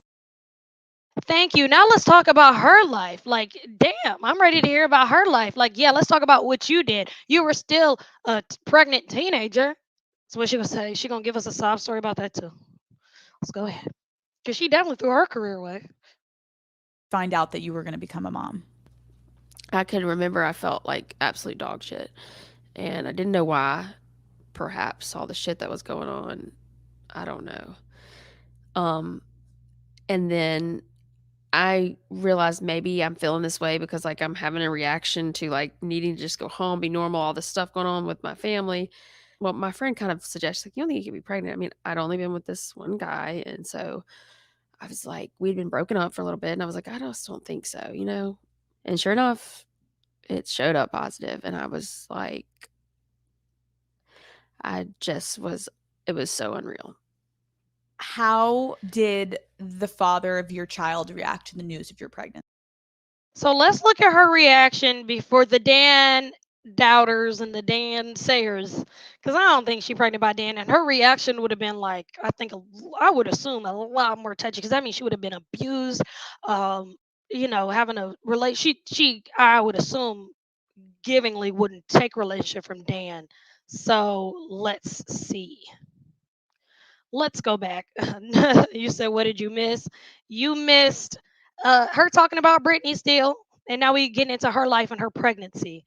So, what was the guy's name? I'm going to look that up while she takes us through the pregnancy. So, let's see. I'm going to do some lurking while we do this. I don't think so, you know? And sure enough, it showed up positive. And I was like, it was so unreal. How did the father of your child react to the news of your pregnancy? He just like he was partying and he just didn't want to. He didn't have time for that. I guess. I mean, he didn't. He did. He told me that. How did he know it was his? I was like, well, first off, because like you're the only person I've been with. Right. But I guess he probably didn't believe that either. I don't know. But also he was a kid, right? You know, so he didn't believe you. He didn't. At first, he didn't believe I was pregnant. So then I drove my happy ass out there to Mississippi and I dropped a picture on his doorstep. You're like, let me show you. And like my mom's calling the whole time, like, where are you? If she only knew that her biggest worry was not where I was. Yeah, really. Like, Mom, you're about to find out soon. Are you kidding me? Which could you imagine, like, as a mom, like, okay, this one daughter just had this and now this daughter's like, I'm pregnant.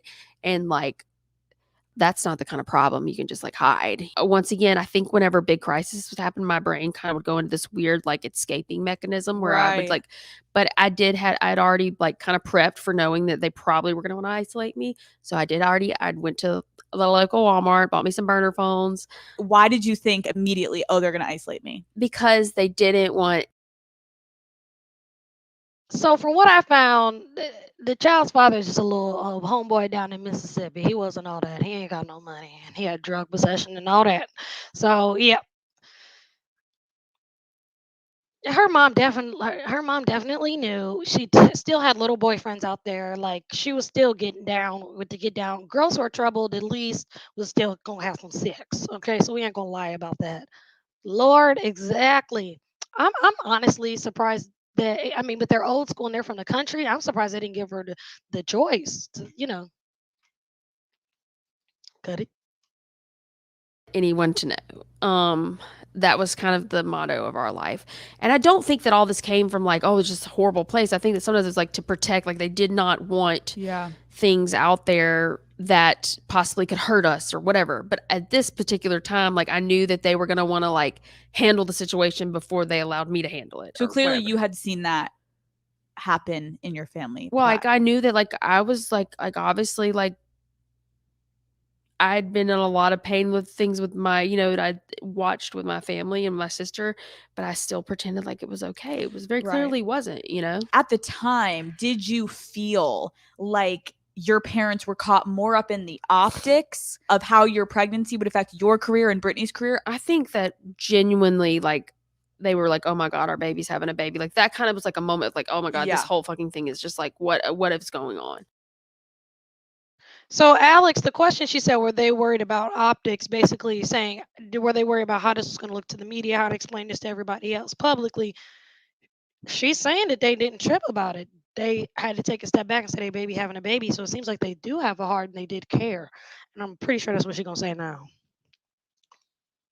And I think that, like, we have to remember, I think they did want me to know there were options and all of that kind of stuff. Yeah. But I do think at that point that, like, especially my mom was so like checked out, like, oh my God, everything's like, she just My kids was are kind of just- was like allowing the team to kind of, she just wanted somebody to help like make this better. I don't think that, and then that to me, I was like, this should be a family matter. Like, why do we have a fucking team here? But at the same time, Yeah. like, that was our world. You write basically about a revolving door of people trying to convince you to abort the baby. You write, and I quote, "Once mama and daddy told my team things spiraled out of control. It will kill your career. You're just too young. You don't know what you're doing. There are pills you can take. Doesn't the family have enough to deal with? I know a doctor.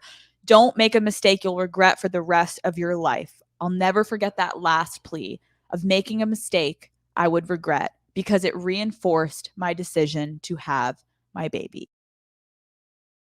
She said it reinforced her decision to have her baby. She wanted to have that baby. I'm gonna get a little psychological again. It comes to a certain part, and women who have children, if you're here, it comes to a certain point in time in life that I've heard that you want to have a baby. And, a lot of times some women who are lost, who want love, the unconditional love of a child. She had no real love in her life or any real love that she felt like she had. I think Brittany would have still gave her that love, and Brittany really loved her sister. And only a baby would give that to her. So I think she said she's going to wash her hands of all of this and become a mom. So I think that's really why. Why did everyone in your life pleading with you to have an abortion reinforce your decision to have a baby? Well, up until this point, everyone else had kind of controlled my narrative and made my decisions that felt safe to me. Like, pleasing everyone else, protecting everyone else's best interest was my job. Mm-hmm. That's what I always had done. And for the first time in my life, I was. She got pregnant unannounced too. Oh wow. Oh wow. And your mama was a movie star. Your mama had a hit TV show on Nickelodeon. Yeah, I'm about to write into you, you little mother. You took away our favorite TV show. Trust me, we were all hating you, little baby, before we were even thinking about cheering. Because you got our girl. Because you're the reason why our girl was off TV. So please, please, please. Standing up for what I wanted. And this was one thing I couldn't just accept. Yeah. I think that everyone has a choice, and this was the one that I knew in my like heart of hearts, this is what I had to do. This is what felt right to me. And if I went against that, I was going against my very being. My soul was telling me that I wanted my baby. Why did you decide to sell the exclusive rights to your pregnancy announcement to OK Magazine? Well, back then, as you know, like the paparazzi were just out of control. So even before any of, and I will say that one thing that my team did do was say, like, look, we want to give you the option to put the pictures out there in the world the way you want to, so you're not hounded by paparazzi. And that was the ultimate goal. And I was a kid, and by the way, I'm still a minor. So like, what can I really do? And so if it was going to give me a way to control my narrative, which I thought this was going to enable me to do, then of course I thought, well, why wouldn't I do that? I will have control over the pictures that are of my child, the words that are written about me. Because back there wasn't really as much social media. It was like that one story, and then everybody just reposted that one story. Yeah. So I was like, this is me taking control of it. How did your family ensure the news would not leak before the article was released? This is the really fun part. This part was really got me, So I tell them I'm pregnant. There's a few days where we're at home and, everybody's like crisis mode. What are we going to do? Blah, blah, blah. The okay deal's made for me. And I'm just kind of like a piece in this puzzle, I guess. And I'm just going through them. And I feel like shit, mind you. So I'm not like, I don't have the strength to really fight back. Like I'm literally vomiting. And so I just know that they say, look, the story's going to break. People are going to absolutely hound this house and you just can't be here. We need to put you somewhere where.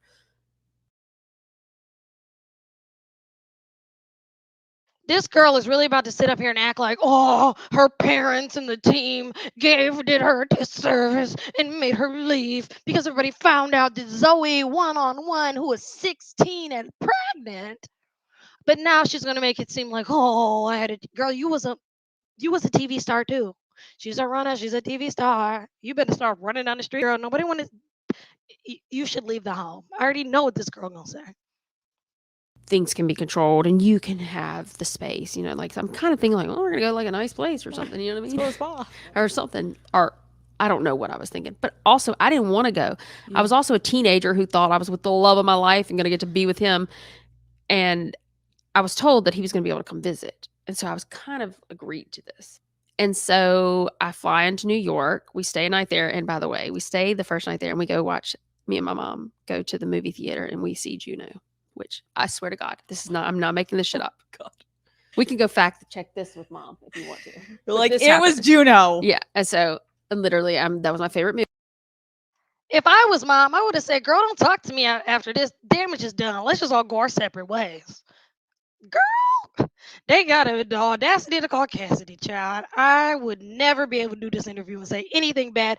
Dog, my mama would go down there and beat everybody else down who trying to put this out. It just, the fear of God would be before I say something foul about my family. That's just not how we do things on this end. But girl. Movie and like people call me Juno Lynn or whatever. I'm like, fucking right on. That's a good movie. I don't care. It's such a good movie. Anyways, so good. They should have just came and filmed my life, saved themselves a lot of money.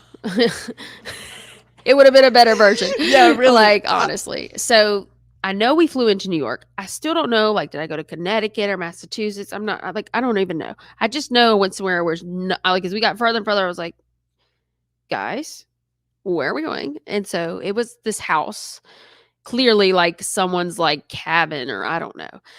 And poor mama is just over there like what, she's like, she wasn't going to obviously leave my side, but she just was felt a little bit pushed around by this machine too. But I was also like, why couldn't you stand up for me? But at the same time, I think she felt helpless. Maybe like she felt like kind of just had surrendered to this whole situation. And so like, she's like crying every day and I'm like vomiting and we like have to sleep in the same bed every night. And we were there for like, I don't know, 2 or 3 weeks.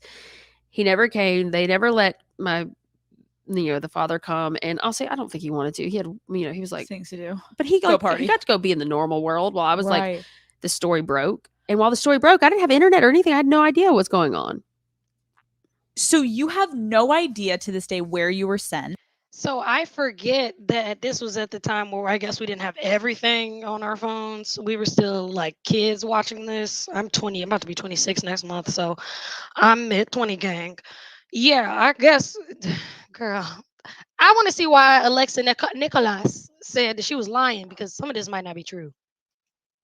No, I don't know, but I know there's a lot of snow. I mean, we drove outside of New York for a couple hours. So, and who actually like your dad facilitated this? Oh no, my dad was not. He at this point he had left, and he was like he went to go focus on Britney because he was.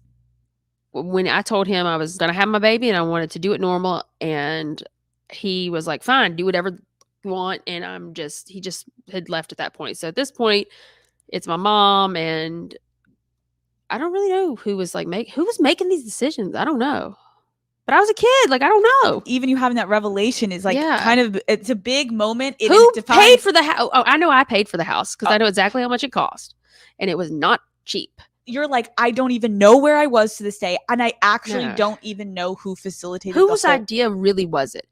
Perhaps like maybe my PR team was like just like hide her, and I don't even know who my PR was at the time. But that's a really like big point to hear you say that because I saw how genuinely you were realizing you actually still to this day don't even know who facilitated. But like my mom was a grown up. Like maybe we should have just got in the car. Like we're just gonna leave. You can just like we could just leave. But this thing had just gotten so big that it was like all these different people controlling, and you guys were like, okay, let's get in the car. I wonder who was running my life. I don't know. Did your parents see any of that OK Magazine money? No, they did not. I mean, they did not. That money went to obviously my baby, well, my now 13-year-old, but What were some of the headlines you remember reading about yourself when it This is a very, very true comment. I'm still feeling bad for Britney. I'm still empathizing for. I'm actually still empathizing with Britney. Yes, and Lou Taylor. Lou Taylor. I'm gonna pull that for y'all. This man. Oh my God, out of control. Houses are really ones. Houses are really one of the things you should have cheaped out on. Y'all are funny. when the news finally broke that you were pregnant? Well, as we know, that's when it was like tabloid. It was the high time awful. of tabloids. And so, again, I get wanting to protect me from it, but also I moved to Mississippi. I built my big ass gate around my house. I was trying to just look, I get it. I'm pregnant. I'm a 16-year-old, but I also am just trying to figure my shit out. Yeah. I'm not kidding you. I still would have 15 paparazzi on me. And in the middle of nowhere, Mississippi, like, what are you doing here? I'm not walking down the middle of Beverly Hills asking for this. Right.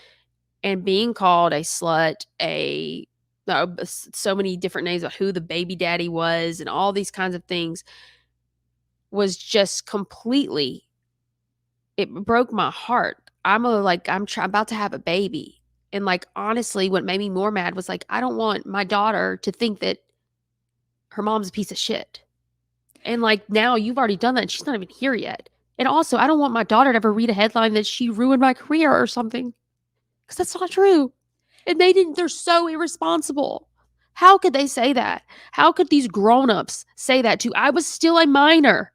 Whether I was having a child or not, I was still a little girl having a baby. Yeah, that's a lot. And then for people to go ahead and predestine.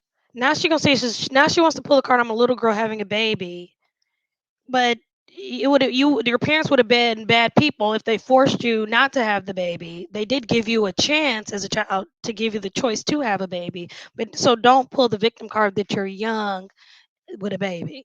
Just saying. And another little girl's, how she might feel about this. And we say we're better, but no, we just do it on the internet, on people's social media, and hide behind it. At least the magazines had enough balls to put it on their cover. You're so right. Like, I didn't think about that when you were like, my child's going to grow up and there's Google and read that. And it's like, you printed it proudly on your magazine. You said it on national TV. I mean, this was like news stations you watch in the morning, like these grown-ups saying these things. It happens. You're a celebrity. I don't know why she's so like surprised about it, or I mean, who didn't prepare her for this? Or I just don't think she was cut out for this life. I think she just did the show, and it was Jamie Lynn, and she was Britney's sister. Because I'm like, well, then why were you a celebrity in the first place? Because you are still considered to be a celebrity. You're not just Britney Spears' little sister. You were still an actress at one point who people were a fan of you and your sister equally at one point. So I don't know. Could you imagine saying that about a young child? Wouldn't you be like, oh my God, this child is going to have this baby. Like, we need to all, as a freaking world, rally around these people that are making whatever. It just doesn't even matter. The point is, it's like, it was like I was a kid. This magazine release of your pregnancy announcement was also how your sister found out you were pregnant. Apparently. And like, this again is something like, I don't even know who put me where I was at. But at the same time, like, why couldn't I tell my sister that was what I was told was the best thing to do? And I just didn't even have the energy. That is so crazy. So all this time, look at me empathizing with Britney.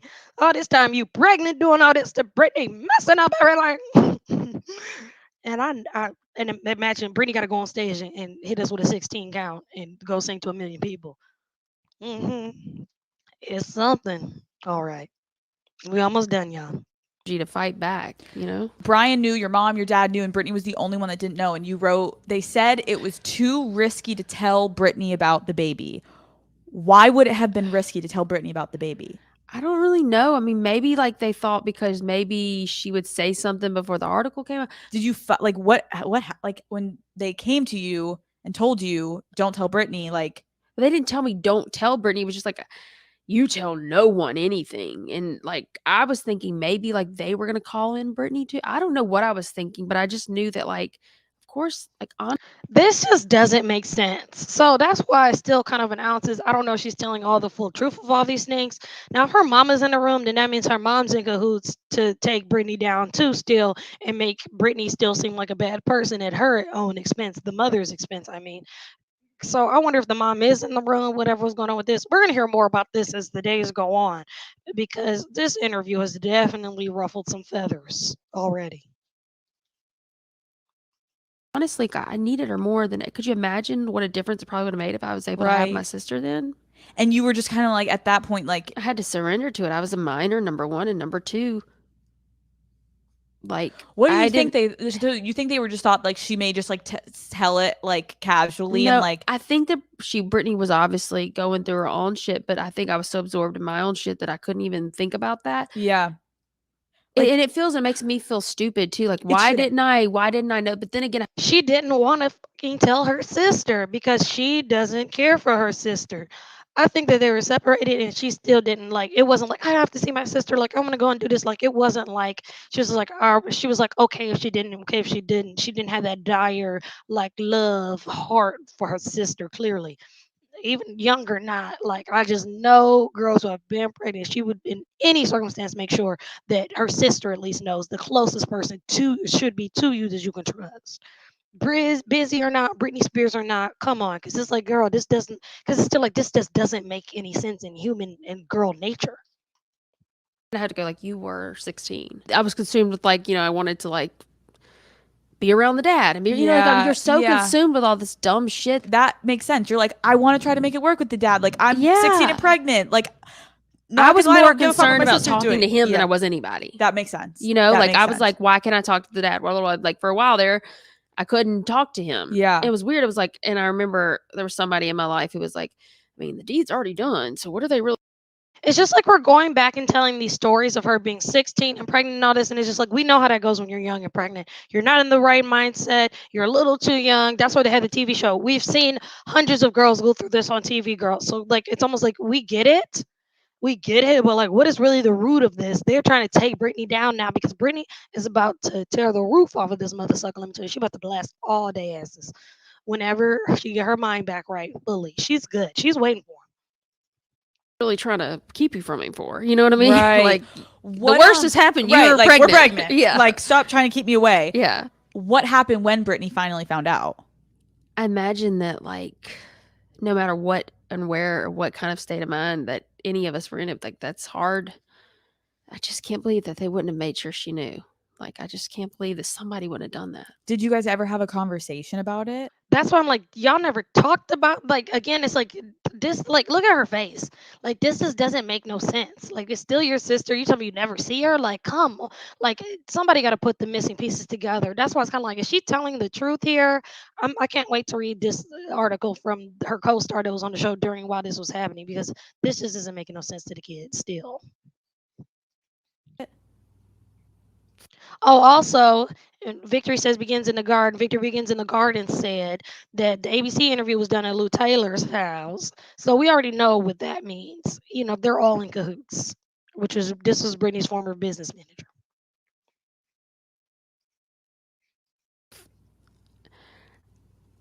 I think that maybe she might forget that I was a kid then, and she might feel like I also didn't tell her. Mm-hmm. So I think at first that was like something that maybe was harmful and hurtful to her. But I was hurting just back because I was kind of pissed off. Like, I want my sister here. Why isn't she coming to save me? But then also not understanding that she's It's just like you have an Okay, I'm gonna let her finish before I cut up. on the other end of the world. Like, where's my, so Right.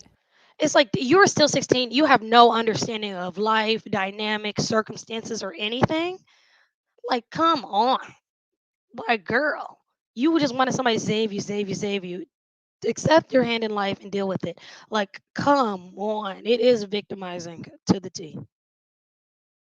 but I was a kid then too. So I think that we had to like kind of understand, like, I didn't know. while you're in the early stages of teen pregnancy, your sister is dealing with her own struggles. Yeah. A month after your pregnancy announcement, Britney is hospitalized and held for mental evaluation twice in 1 month. What triggered those hospitalizations? Now, this time was extreme, like disassociation for me. Extreme. I don't know if it's because I wanted to not have anything to do with that world, with the public, because I was so burnt out. It's almost like a lot of these things she doesn't have answers to, and the questions that Alex are asking are the questions we want to know, which is really about Britney. It's still trying to give us the insight on Britney. On it myself. I was like not speaking to anyone, kind of like as soon as, I got threatened them with emancipation, and then I kind of had like closed myself off from all of that, and my dad was handling that, and I think my mom was with me, and I didn't know what was going on, and I wasn't let in to know. I think like I was kind of just like, I was just an afterthought. Like they didn't want to tell me anything. I had no idea. I felt like I like saw it like the rest of the world, and I was never told the details of anything. That happened to your sister with you. Yeah. Your sister didn't know what was happening with you when you were in the cabin.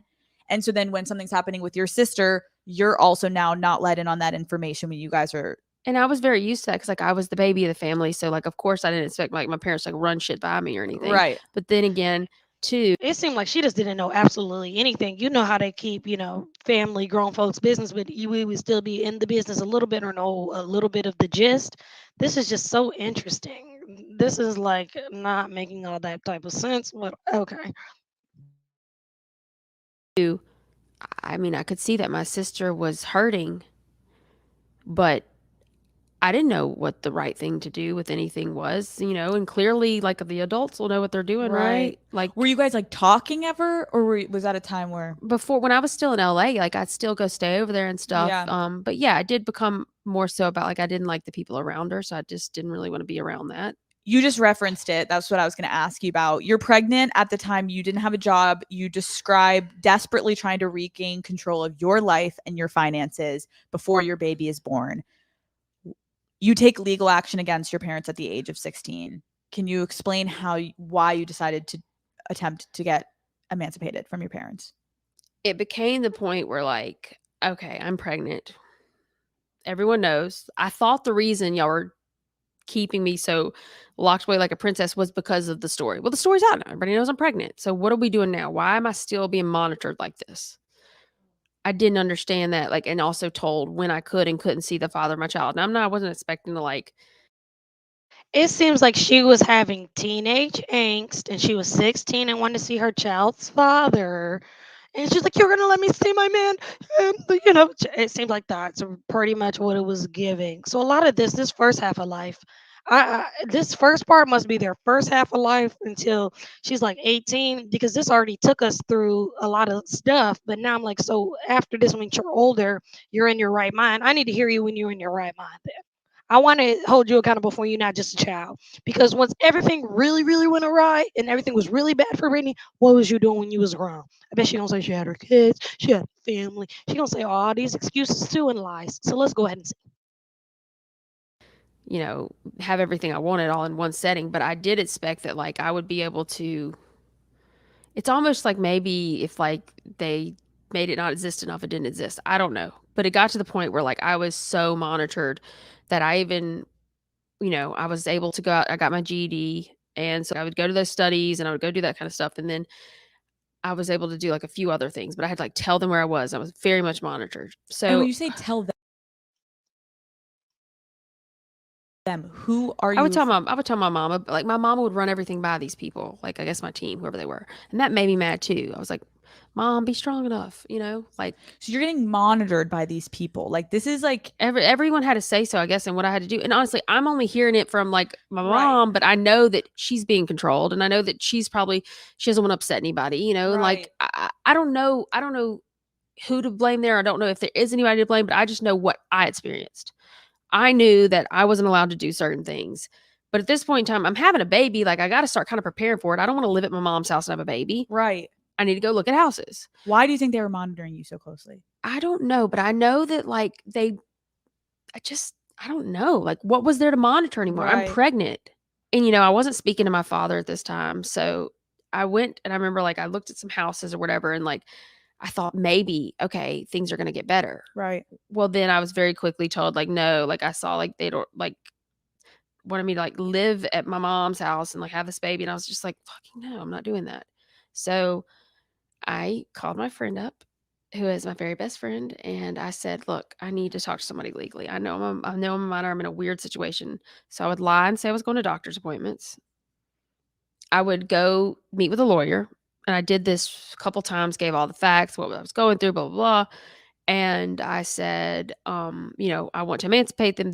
I was wondering what my options were. I'd really never heard of these things. I was like, what are my options? Like legally, this is my own money. Legally, this is like, I want to have control over it. I'm having a baby, blah, blah, blah. And so they actually told me I could be emancipated. So then what I did is finally decided the day I was going to serve them with these papers. And the other option is if they did not sign off on this, legally there's some loophole in the law where I could go get married if I'm pregnant and a judge would marry. See, now this is going to get into her and her life choices and why she's about to be super bitter and go from Carrie to a Karen. Next week, y'all, same time, same place. We gonna sit here and we gonna watch part two. We don't still finish this. We got 5 more minutes, but I'm saying it's gonna heat up next week. Marry me. Oh. Even though I was a minor, there's some loophole, and I'm probably quoting that wrong. Okay, it's okay. But there was a loophole that I knew about that I could do if they did not legally emancipate me. Got it. But Britney is the real star and a real money maker. By doing that would mean that I would have no prenup or anything to protect myself. At the end of the day, my mom was basically like, and my family at that point, like, look, we're not gonna let her what she's worked hard since. Yeah, she was just an angsty teenager. She sounds like the rest of the girls. She sounded like Farrah. She sounded like the rest of the girls on 16 and Pregnant back in the day in 2010 when we were watching it. She just want to see her boyfriend. It's like, girl, now I know your parents are not the best, but when it comes down to the money, without a prenup, with a boy who got a possession charge down in Mississippi, you want to marry him and you know that ain't gonna work. So yeah, they saved you from that, child.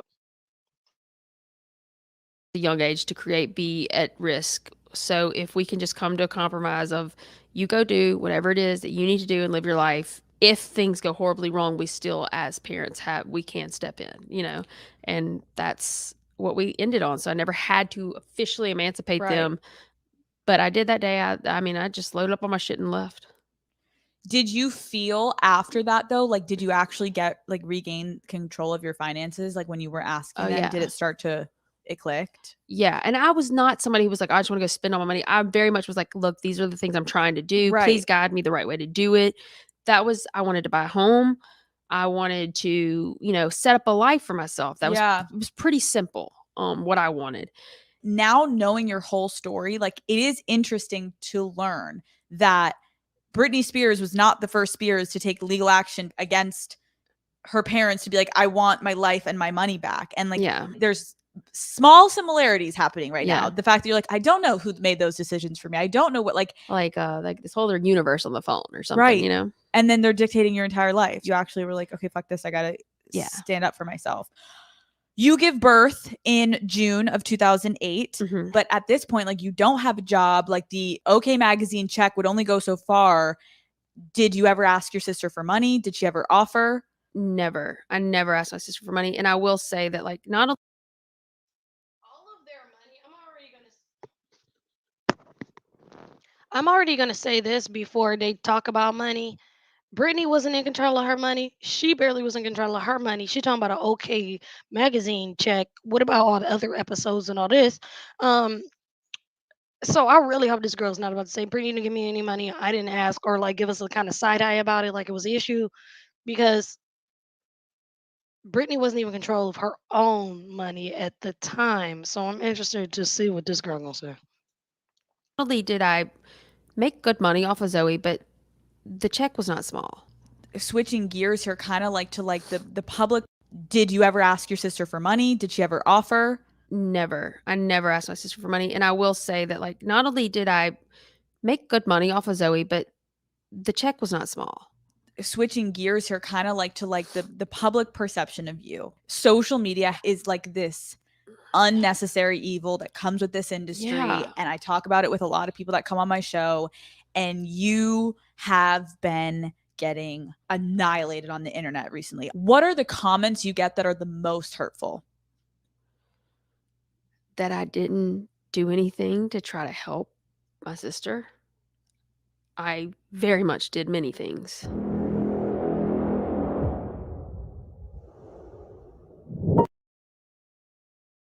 Okay. This is the promo for next week, y'all. Because now this supposed to be answering all the questions we had. Let's see.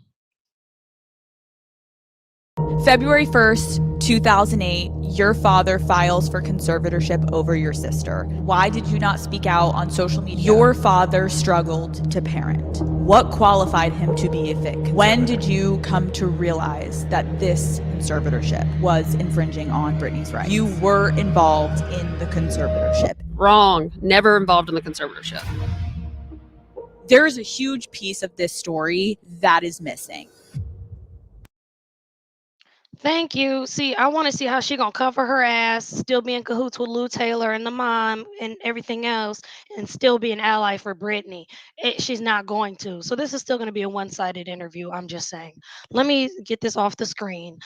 Okay, we're gonna keep it pushing. It's still getting late, y'all. I want to definitely hear your opinions on this. Talking about the hype around call her daddy.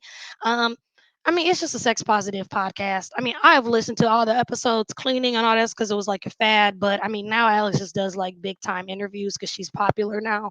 So I mean, it's she's likable. She's all right. She's cool. I like her a lot actually. They're using Britney stories for clicks and views exactly and to cover their asses. People are still people and they don't want to be seen in a bad way.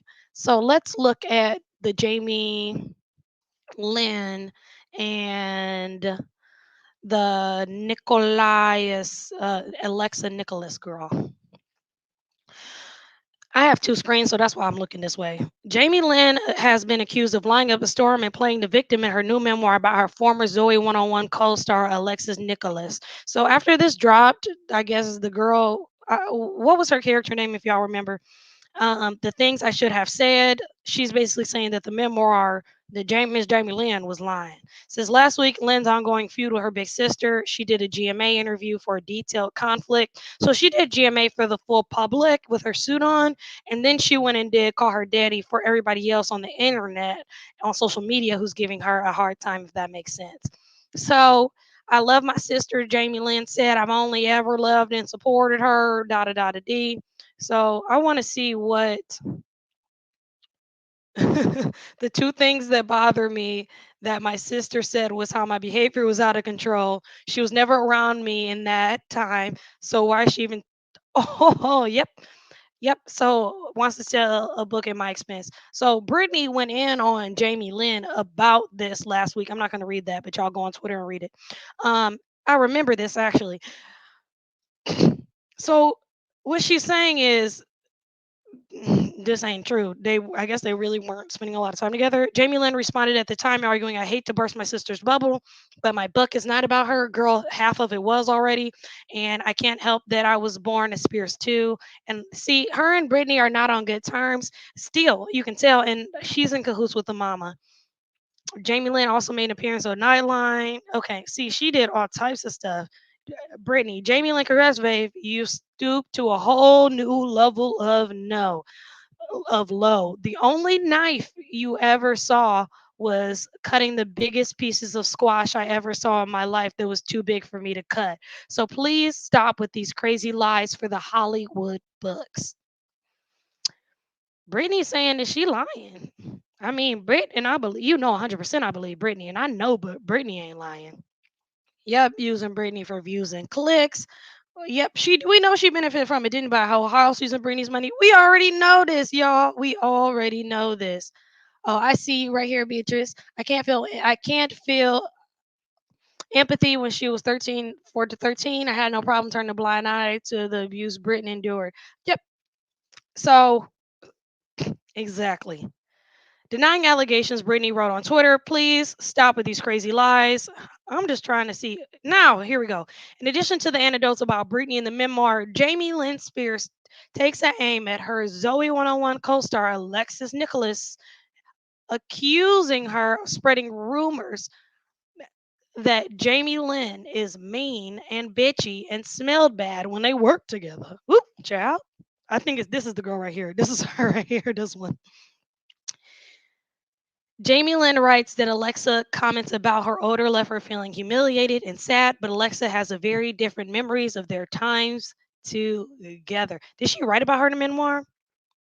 Jamie Lynn takes aim at her Zoey 101 co-star. Uh, okay, so I guess she was spreading rumors about her after she got off the show that she was bitchy and smelly. So on Instagram, Alexa, who wasn't invited to the 2019 reunion. Okay, so I remember this. Now we taking it back to back in the day drama. Here we go.